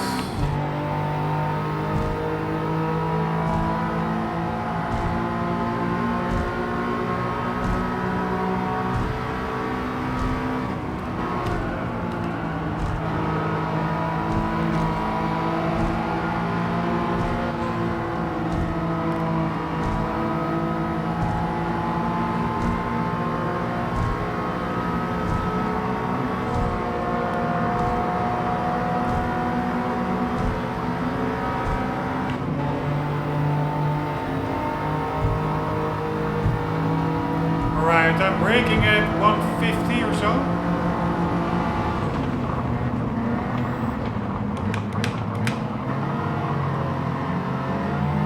Just a little bit before 100.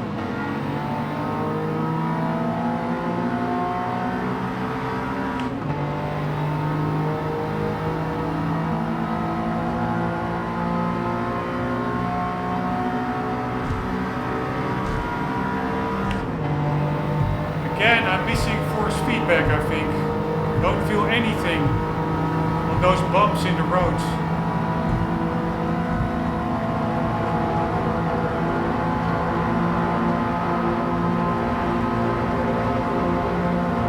So annoying.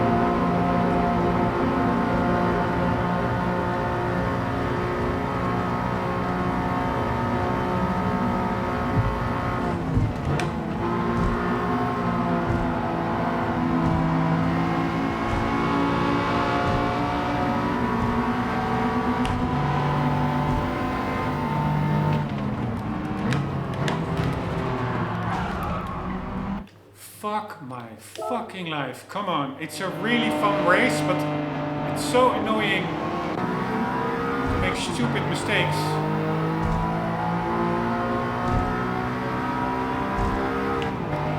Also, no force feedback. It makes no sense. Why not?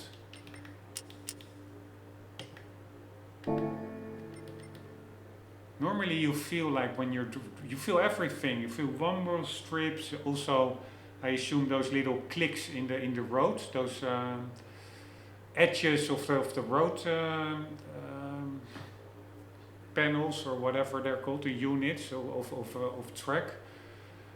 Those little gutters, you should be able to feel a little click in your wheel as well, and nothing. It's super annoying.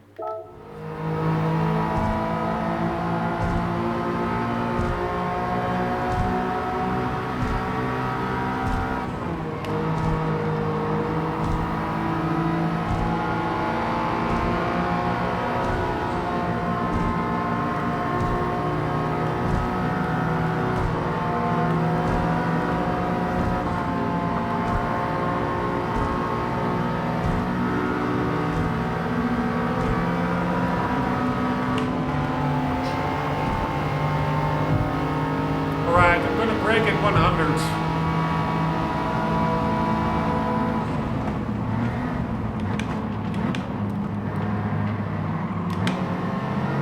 I can brake after 100 with my racing brakes. Again, that rumble strip didn't feel anything. Super annoying.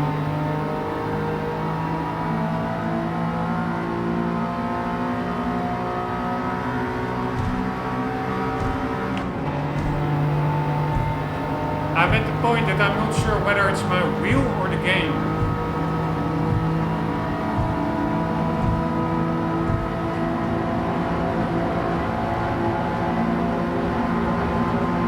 Now I feel a little bit more of the road surface.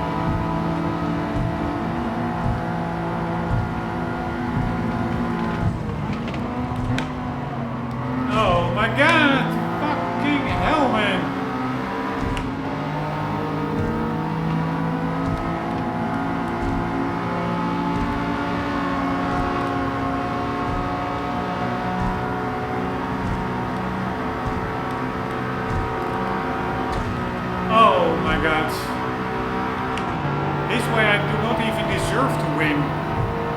Making these stupid mistakes.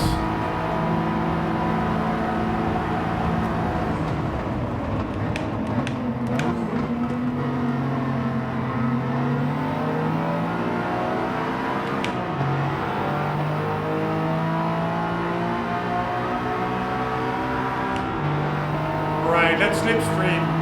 I really like it that they also have like custom liveries, these AI cars.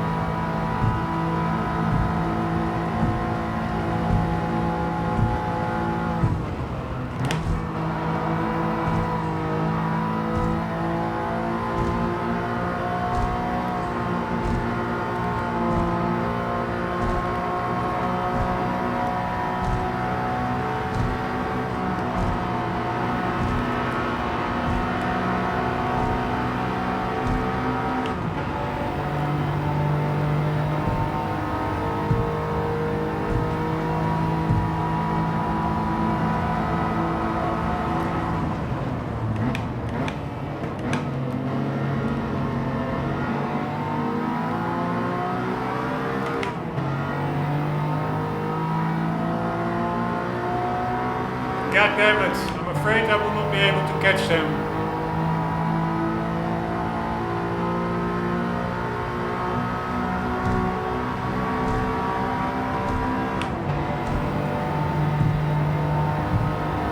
I think they're extending their leads, they're quicker.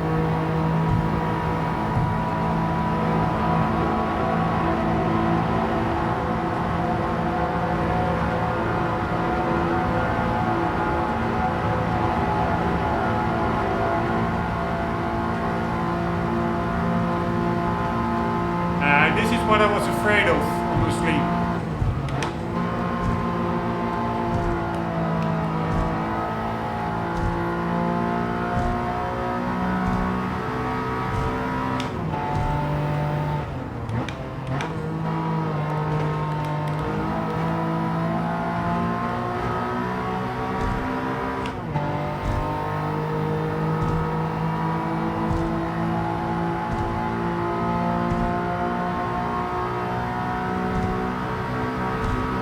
I just don't have the top speeds.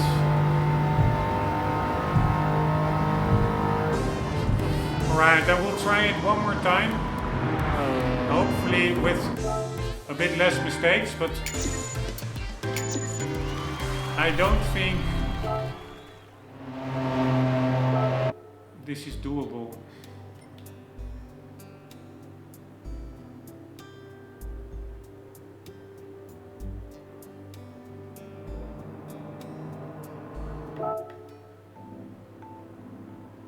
Alright, one more time. If that doesn't work, I will just also buy, we have to buy cars anyways. I will buy a cappuccino, that's a pretty cool car. And then we just put a big turbo on it.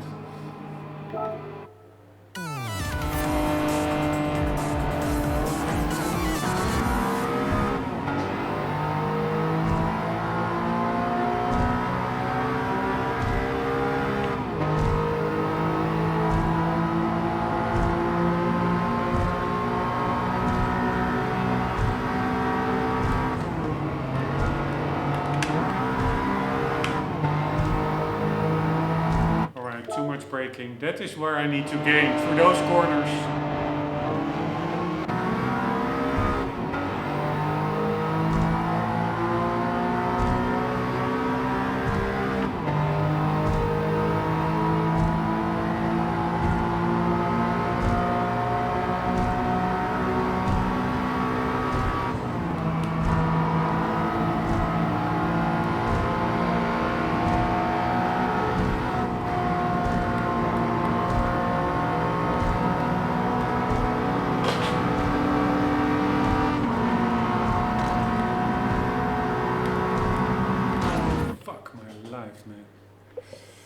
Sorry, also my mouse is falling from the wheel stand. Alright, it really is not that hard if I don't make stupid mistakes. So let's try that again.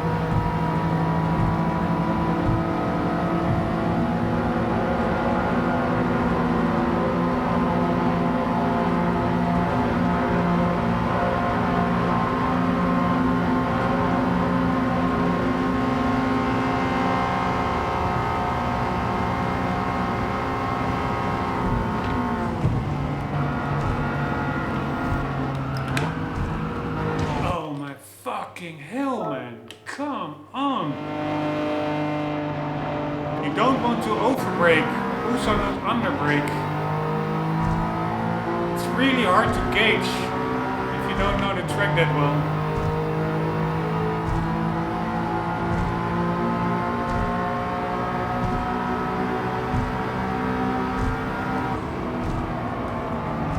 Here, initially, when I did it previous attempt, I didn't brake there.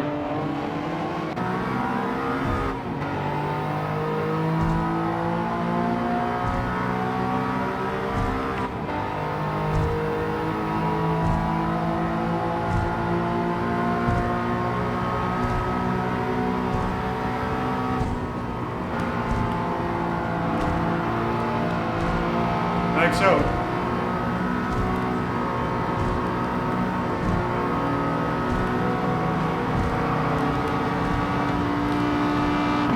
Oh my fucking god.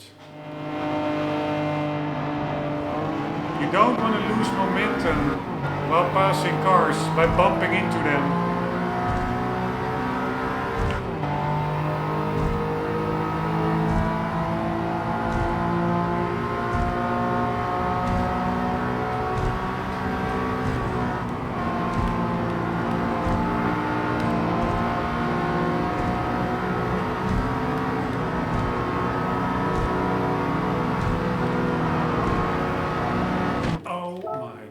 Fucking god.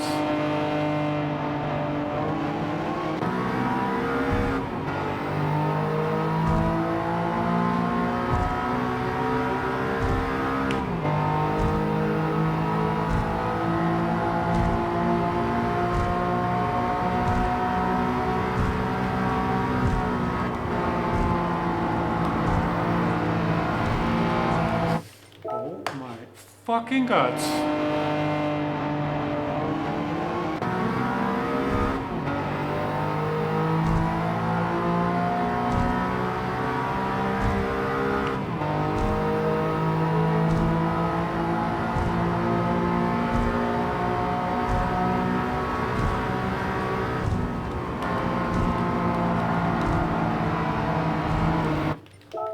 God, motherfucker.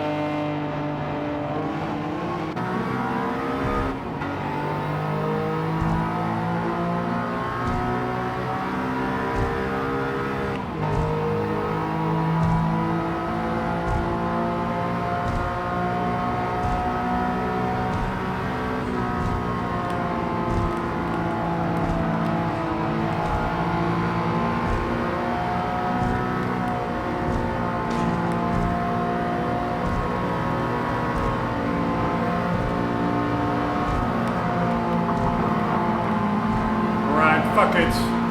No, not fuck it. Fucking hell, man. That is the only way I can really gain is through that section. So you don't want to lose speed there by bumping into cars.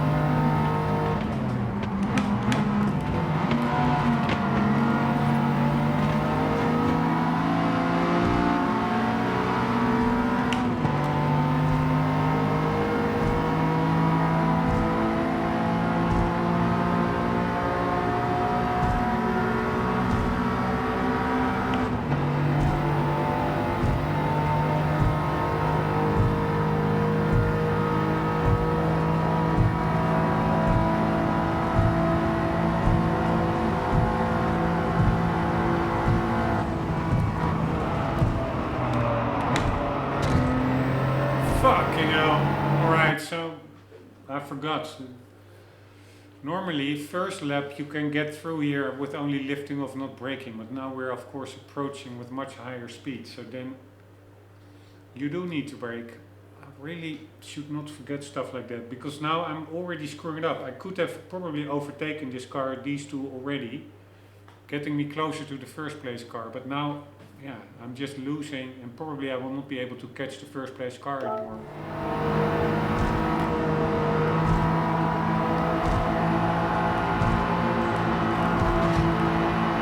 And fucking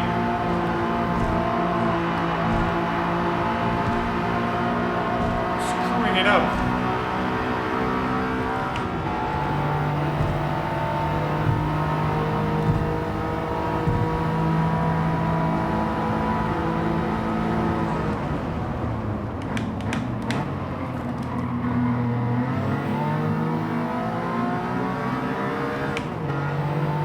Also this one, I should not over-brake, overshoot the braking point. This is an important corner with the long straight behind it.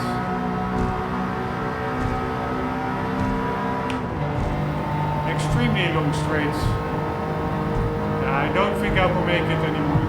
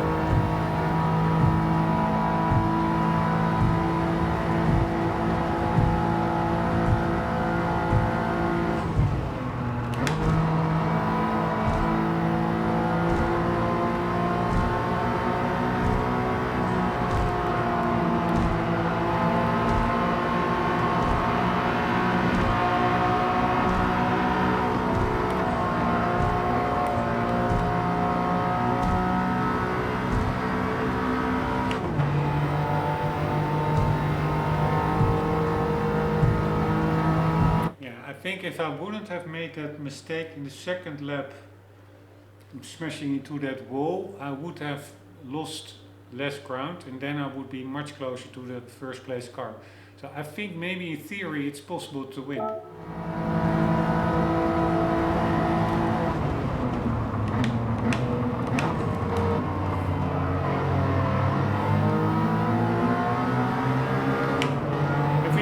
Slipstream, but they are just quicker. Check it out. They're just driving away.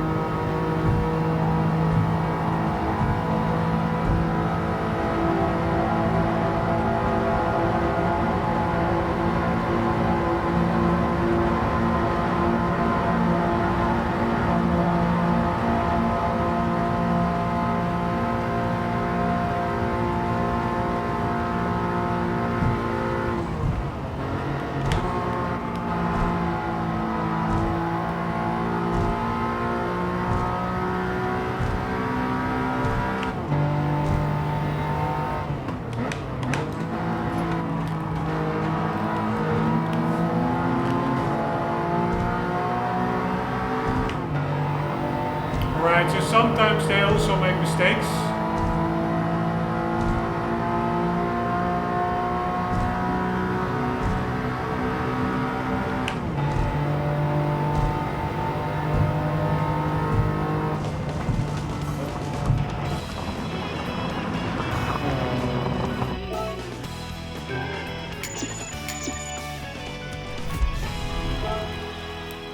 Problem is, I need to make no mistakes and get them before the last straight. Otherwise, they just are a goner. I will try one more time. Come on, man.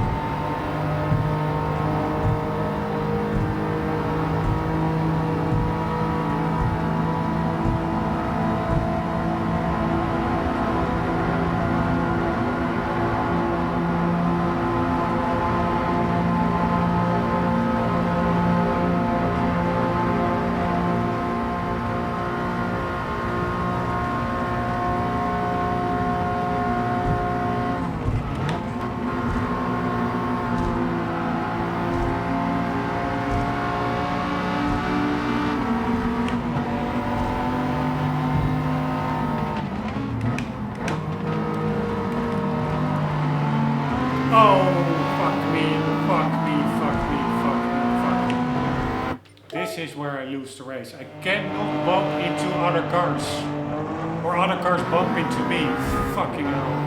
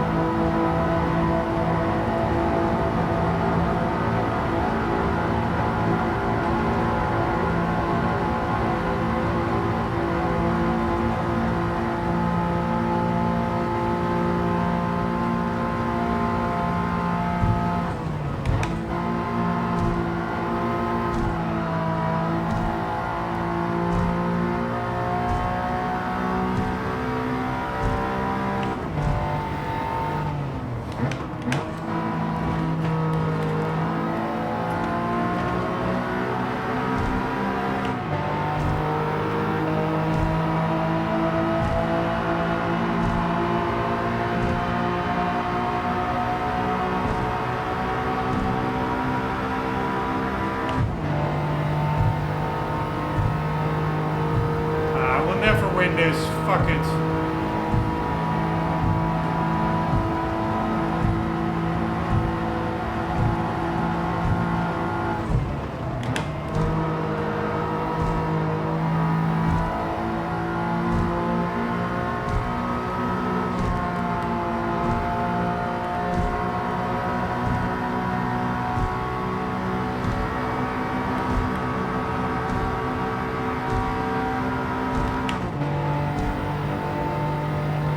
Nope.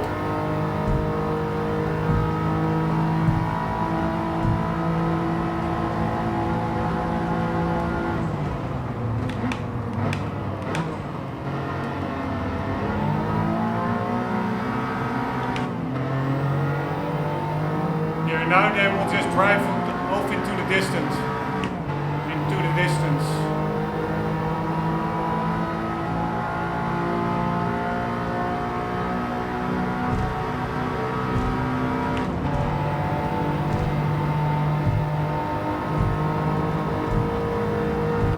Screw it. I've had enough.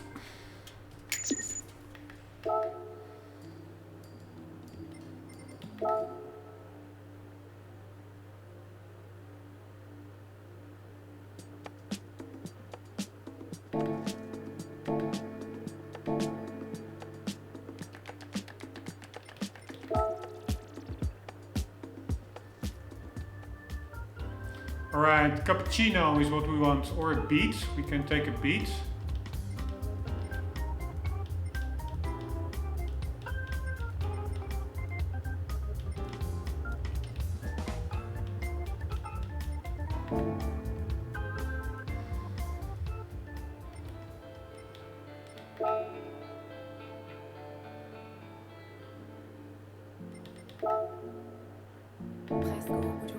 Alright, I have to cancel out. I cannot stand that song. It is so bad.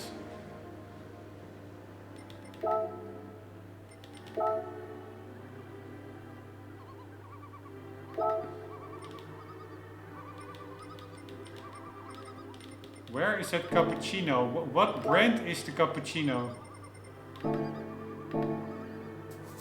Suzuki?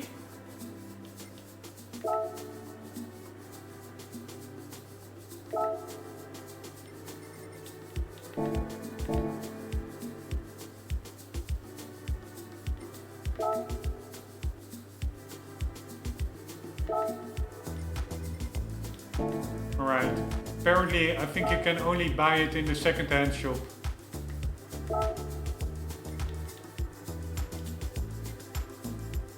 This looks a bit like a K-car.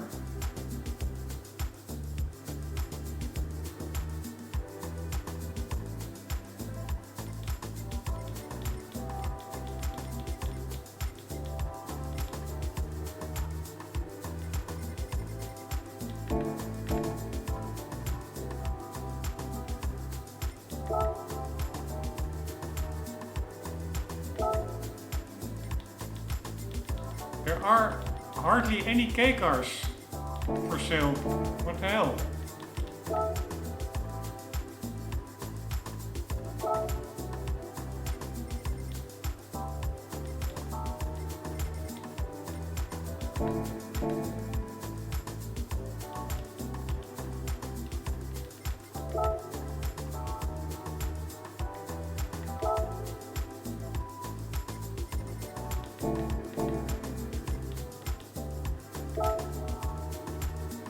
Right, the Daihatsu kopen.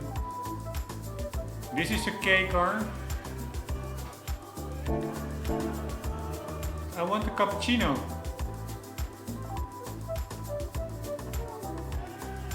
At least I thought.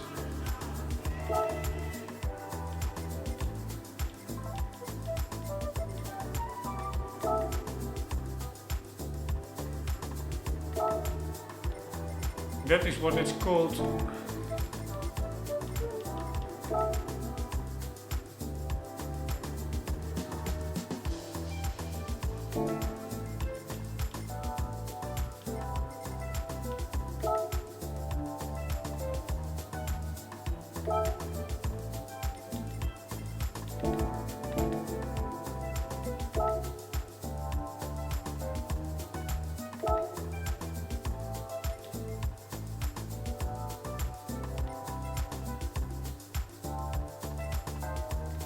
Man, all these Vision GT cars look alike.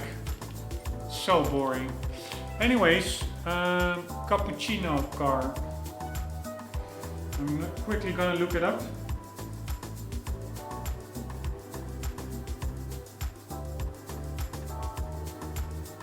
Cappuccino K car. Suzuki cappuccino.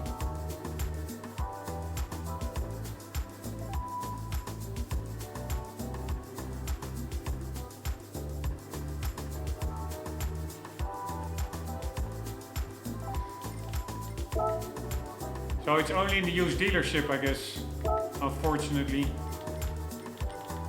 God damn it. Alright, screw it. Then we will just retune the car that we have.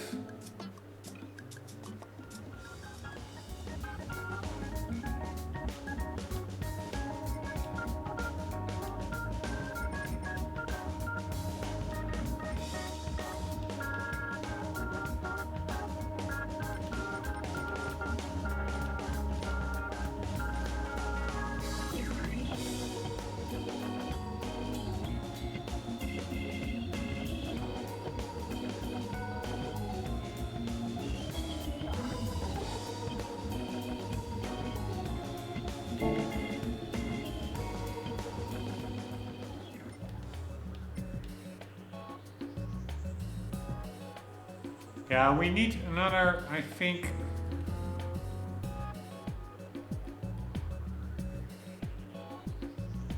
car anyways, because we cannot easily retune our car, because a lot of, or several items that we used were install only. You cannot uninstall them. Except for maybe the suspension.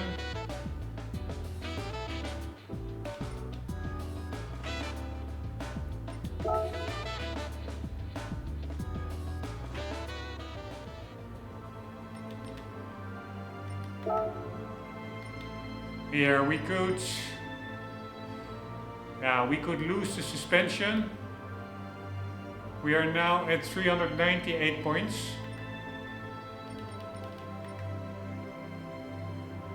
Right, this doesn't make any change in performance points, which is really weird. Really, sometimes I just don't, wait, that is maybe to the right I need to look. So we do, we have to click measure. 394.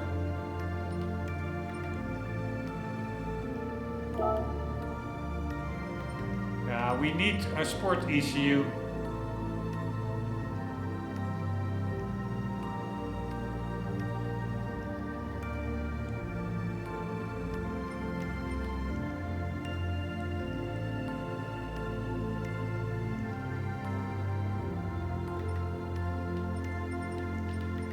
Yeah, this is all way too much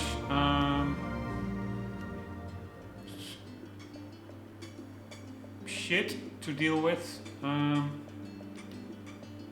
So let's buy that kopen. Is that a Daihatsu?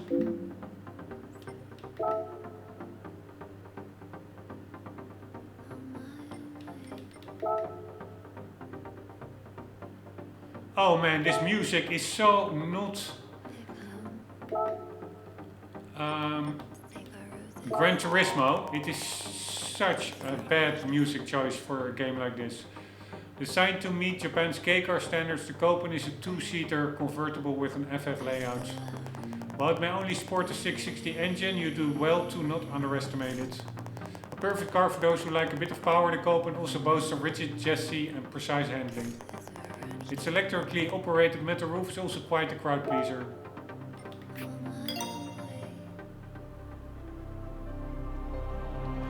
Alright, we're just gonna make this car have good top speeds.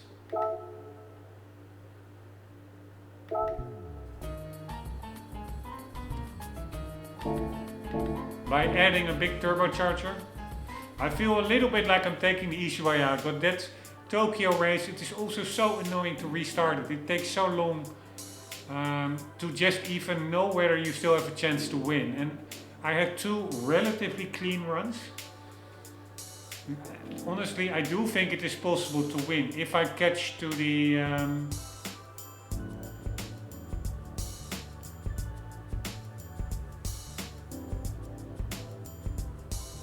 yeah, you know what? I will try it one more time.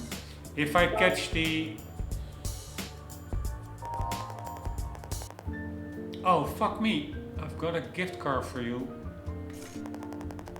I accidentally went to the menu. God damn it. Remember to come by and pick it up. Just wait till you see the body color. So we got a gift card.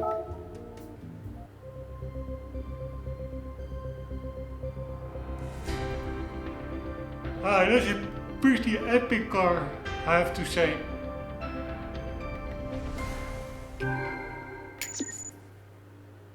I cannot deny, looking forward to driving that one. And you, what does this guy have to say? Ah, I love it. The Daihatsu Copen is a car that makes me smile. It has a whimsical and fun design, one that seems to say, hi, hey, lighten up. Take the front with its friendly round headlamps and smiling grille. The round taillights repeat this expression, and it has a nice stance overall. Visually, the design makes it seem as though the car could take flight at any moment.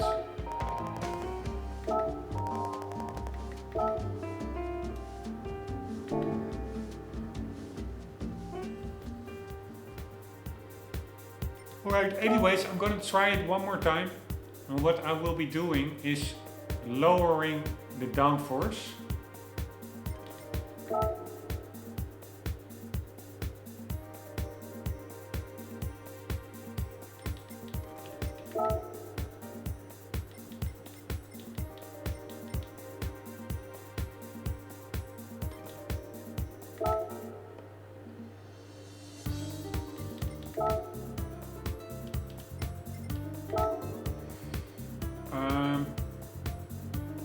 Alright, we only have 290.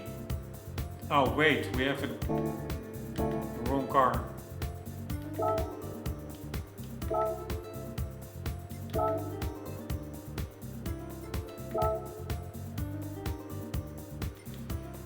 Alright, so what we want is, yeah, we will go a little bit less fast through the corners, but hopefully we will have higher top speeds if we just totally remove downforce.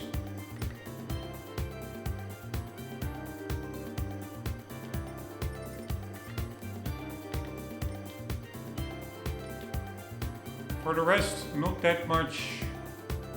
That's the problem. We have a lot of weight reduction tuning, but that doesn't really help you on the straights. But yeah, it is what it is.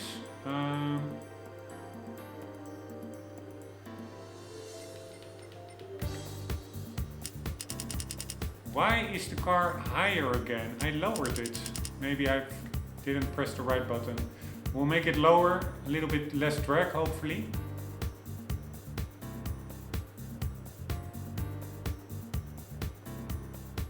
Or maybe it's because I uninstalled and I selected another one from here.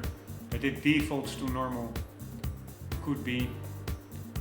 Do we want a little bit high, more damping? Or harder? Yes, let's put that back to where it was. Let's do 0.3.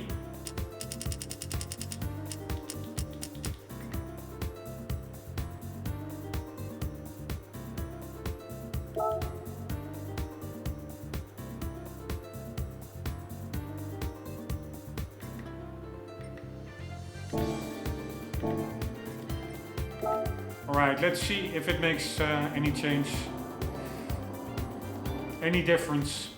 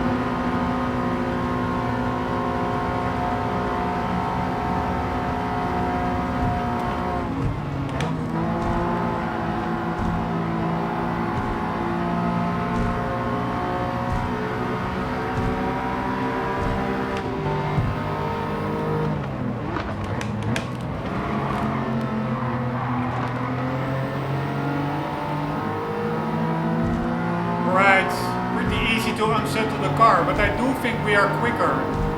Pretty cool. Quicker than before.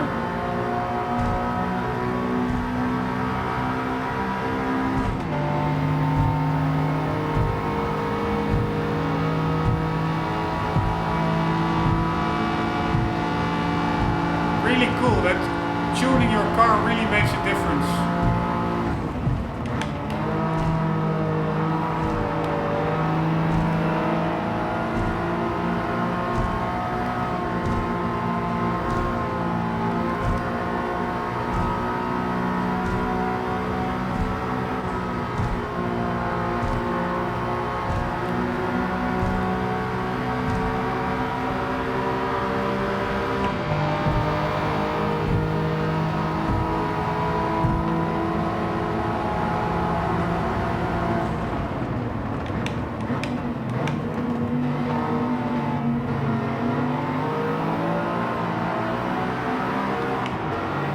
Although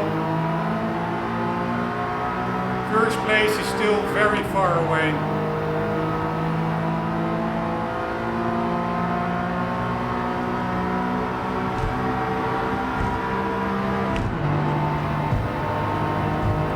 But we for sure have more top speeds. Pretty nice.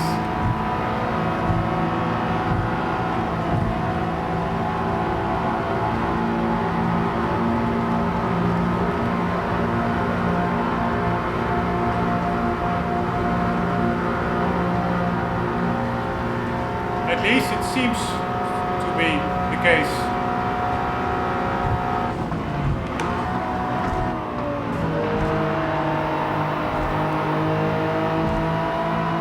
Right, I think that lost me the race.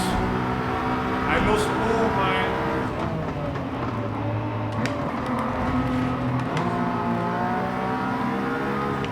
all my momentum there.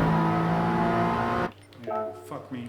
I think it is possible, maybe, if I don't mess up in the chicane and if I don't bump into cars.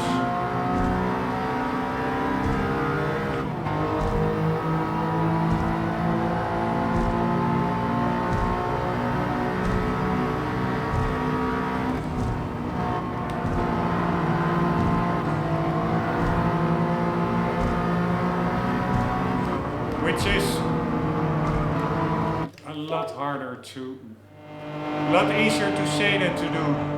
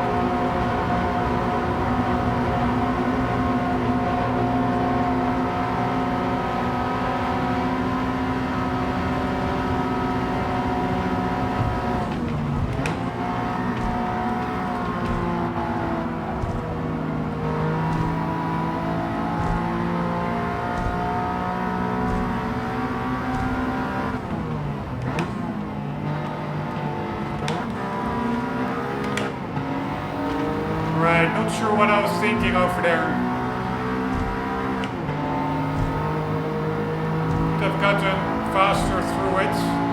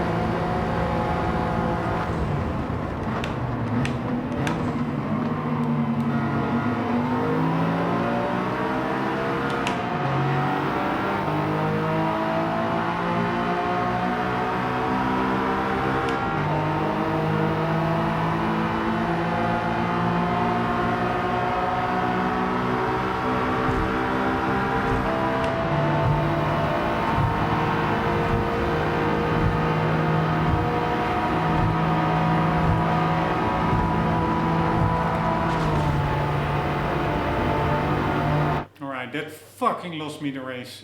I was glued to him or something. I don't know what was up there. Maybe I was against him. I don't know, but fucking annoying. I do think there is a chance to win it in this car, but you don't want to lose momentum with little incidents like this. I will take a very short break and then continue with this race. Just to get it to first place. I want to win all the races. We'll be back in a sec.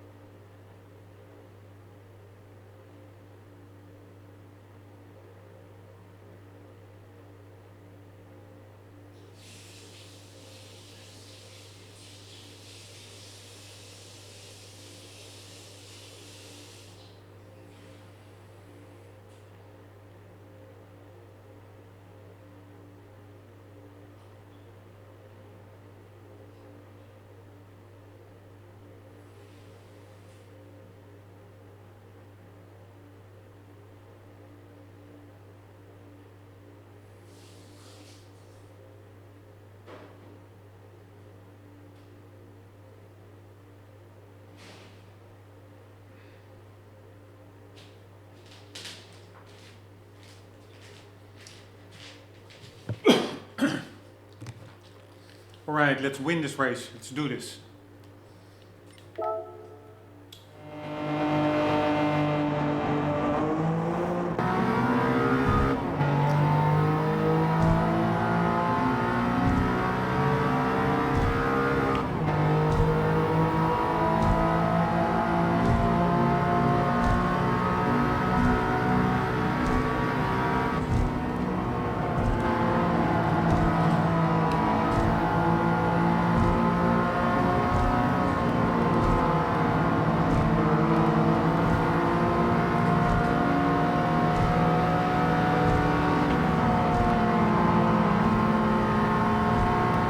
Nice, carving right through.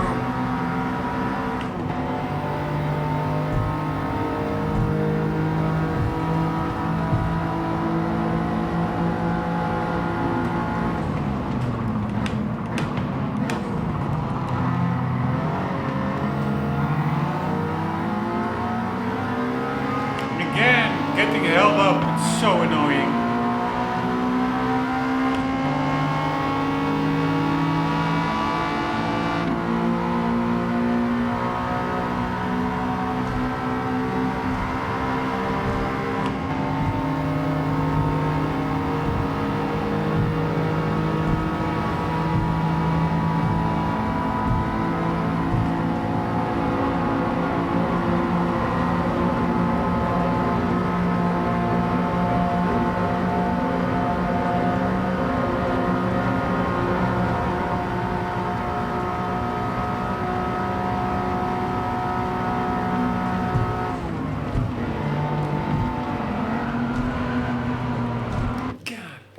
Damn it!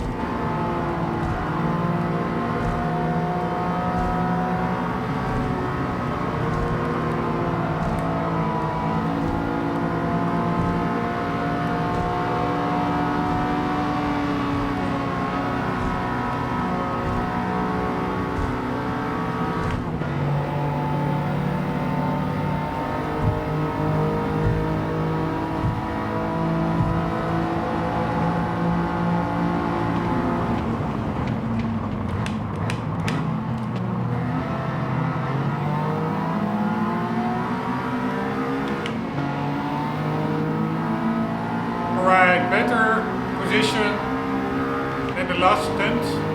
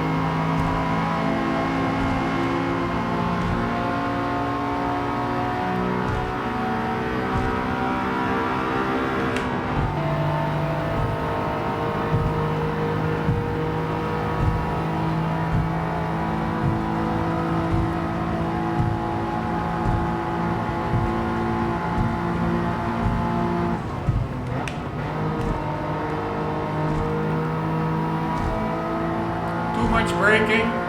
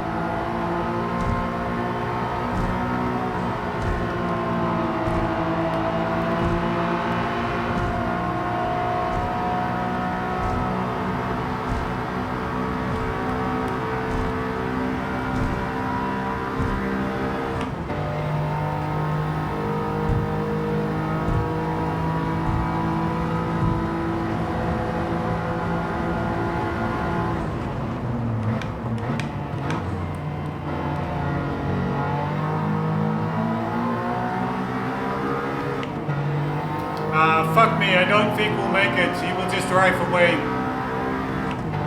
Fucking hell. Alright, this was a pretty good attempt. I don't think it's winnable, honestly.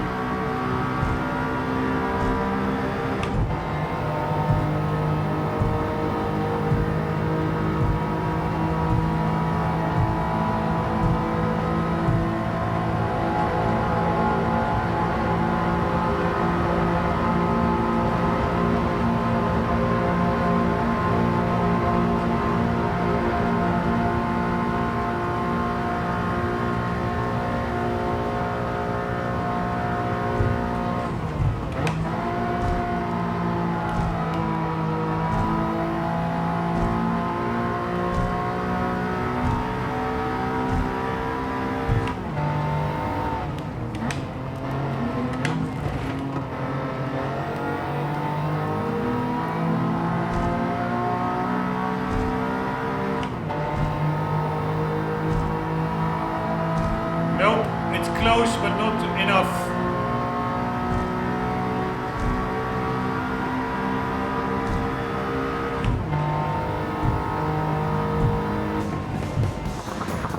God damn it.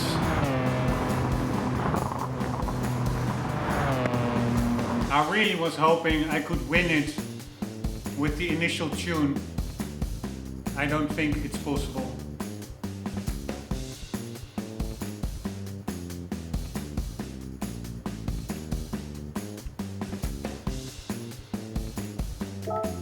Alright, I will try one more time, just for fun.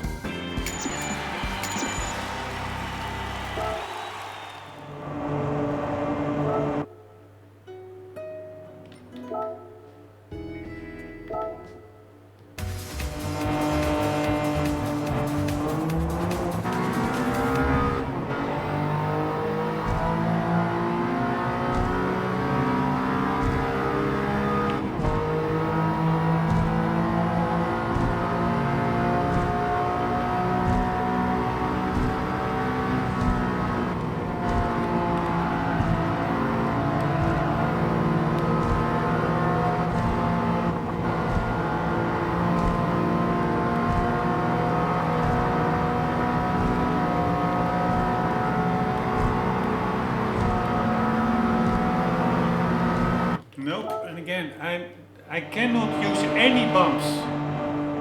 That loses too much momentum. I need all the speed I can get.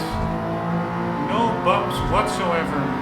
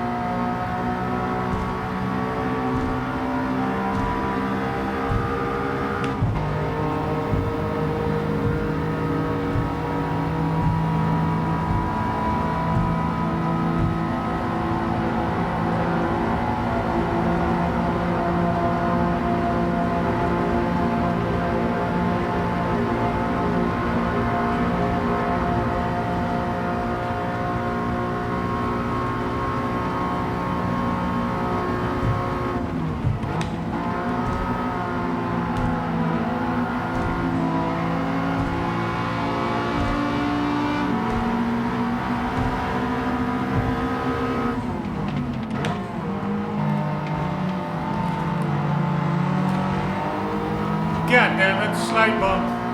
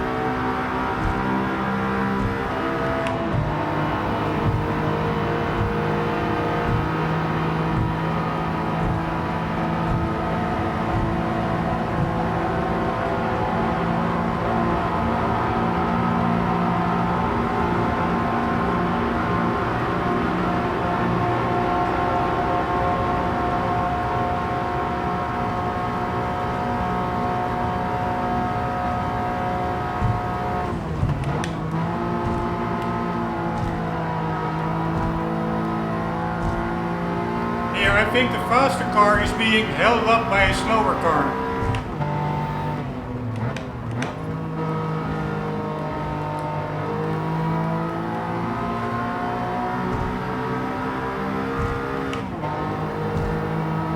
That blue car is, I think, much faster than the white car.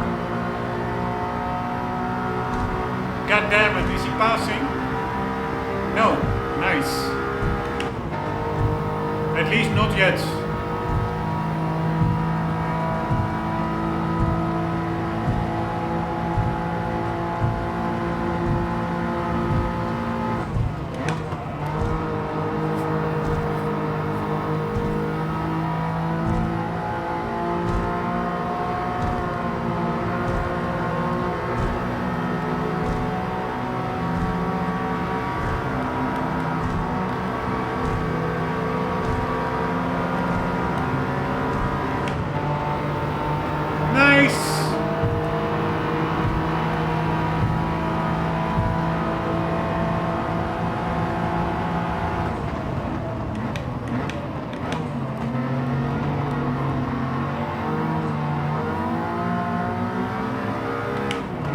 to keep them behind me. Woohoo!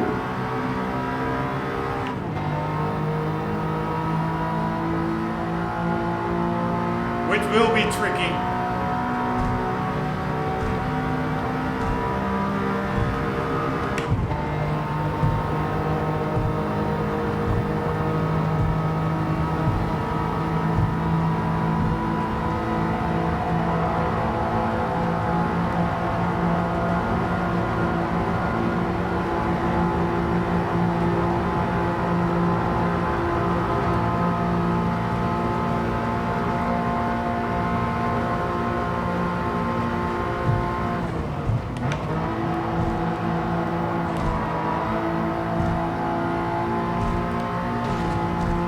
Fucking hell.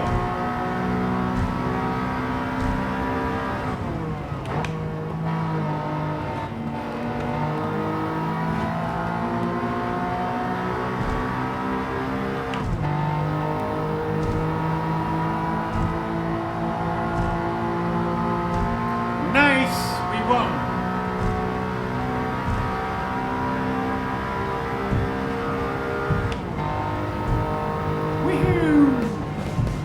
Right, that was really fun. Also the fact that the tuning setup, like with the same tuning parts, but just making a little bit adjusting the settings, really made a difference. I think it only was a difference of a couple of kilometers top speed, but yeah, it was enough. So really fun. Let's watch one lap of replay.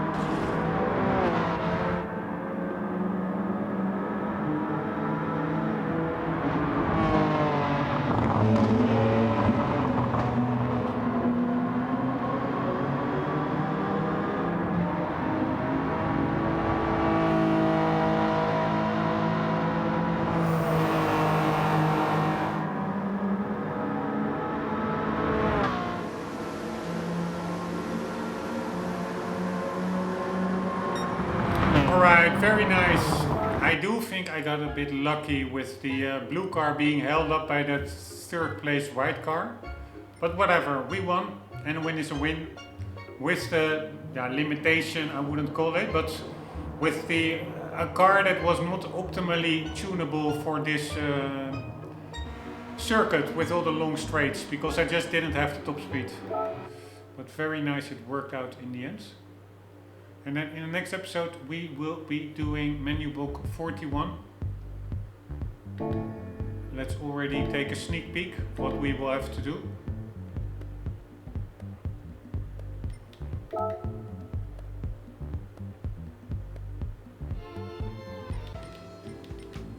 Tomatano, what a cute little car. It looks like a miniature supercar.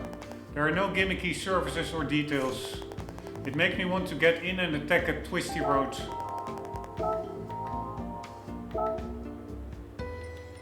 Yeah, it's true. It's a pretty nice design, I must say. At least it's subjective, but I agree. Alright, Vision. Fuck me. Then we need to drive VGT cars. Really don't like those. Kyoto Driving Park Yamagiwa. Deep Forest Raceway Reverse. Autodrome Interlagos. For this menu, I'd like you to try your hand at the Vision Gran Turismo trophy. The stars of this event are Vision Gran Turismo cars, original sports cars that have been dreamed up by global automakers and brands for gearheads, digital and analog. They are perfectly illogical machines that unlock the latent potential of automotive design. Indeed, they may even be the most beautiful and stylish cars to ever grace a racetrack. I totally disagree, I find them ridiculous. Actually, the Suzuki VGT can be purchased from Brand Central. They have characterful VGTs designed by other manufacturers too. So find one that speaks to you and compete with it in 3 races. And the problem is you cannot find these cars by filtering them. So you have to go into each of the, I don't know, 50 brands in the game, trying to see if they have a VGT car. But yeah, we can also just go with the recommended car. Place in all 3 and I'll give you a present. Good luck. Alright, that's, I think he said Suzuki.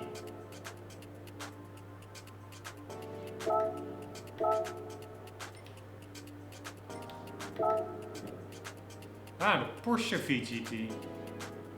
Alright, let's take that one. That one looks, I wouldn't say cool. I mean, I find it totally unimmersive, these cars.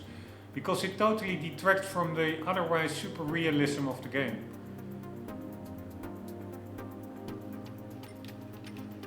But yeah, maybe that's just me. Let's see if there's a cool car here.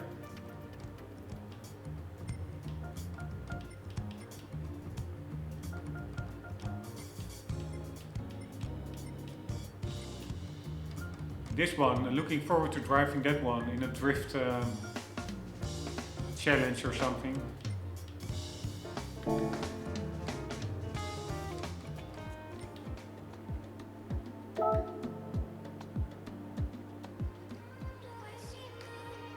Nope.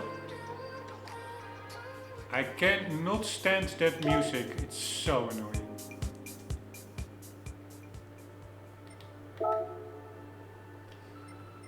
Right, Porsche, where are you?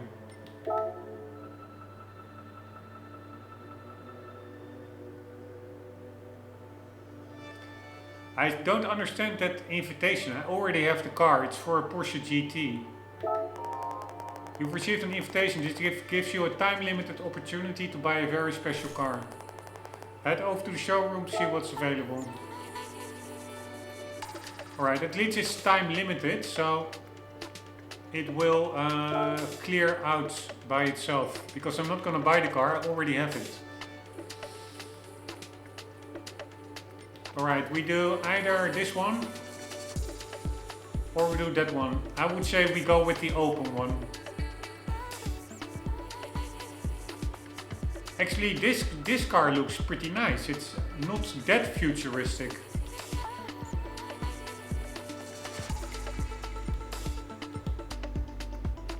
But it's an electric vehicle. Screw that shit.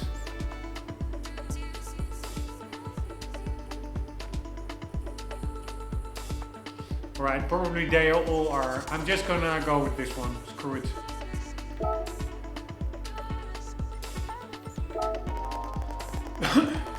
This Spider is another variation of the Porsche Vision Gran Turismo.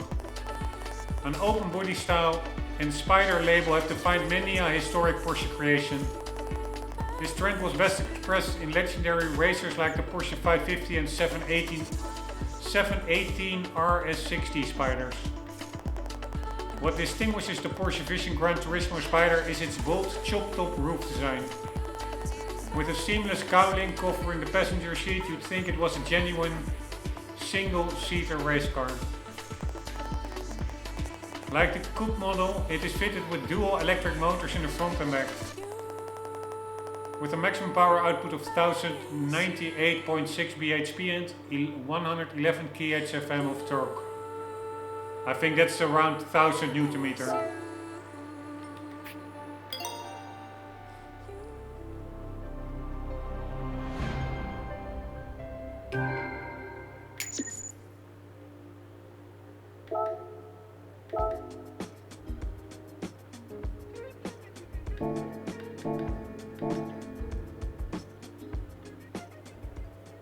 Alright, we will be competing in that one in the next episodes.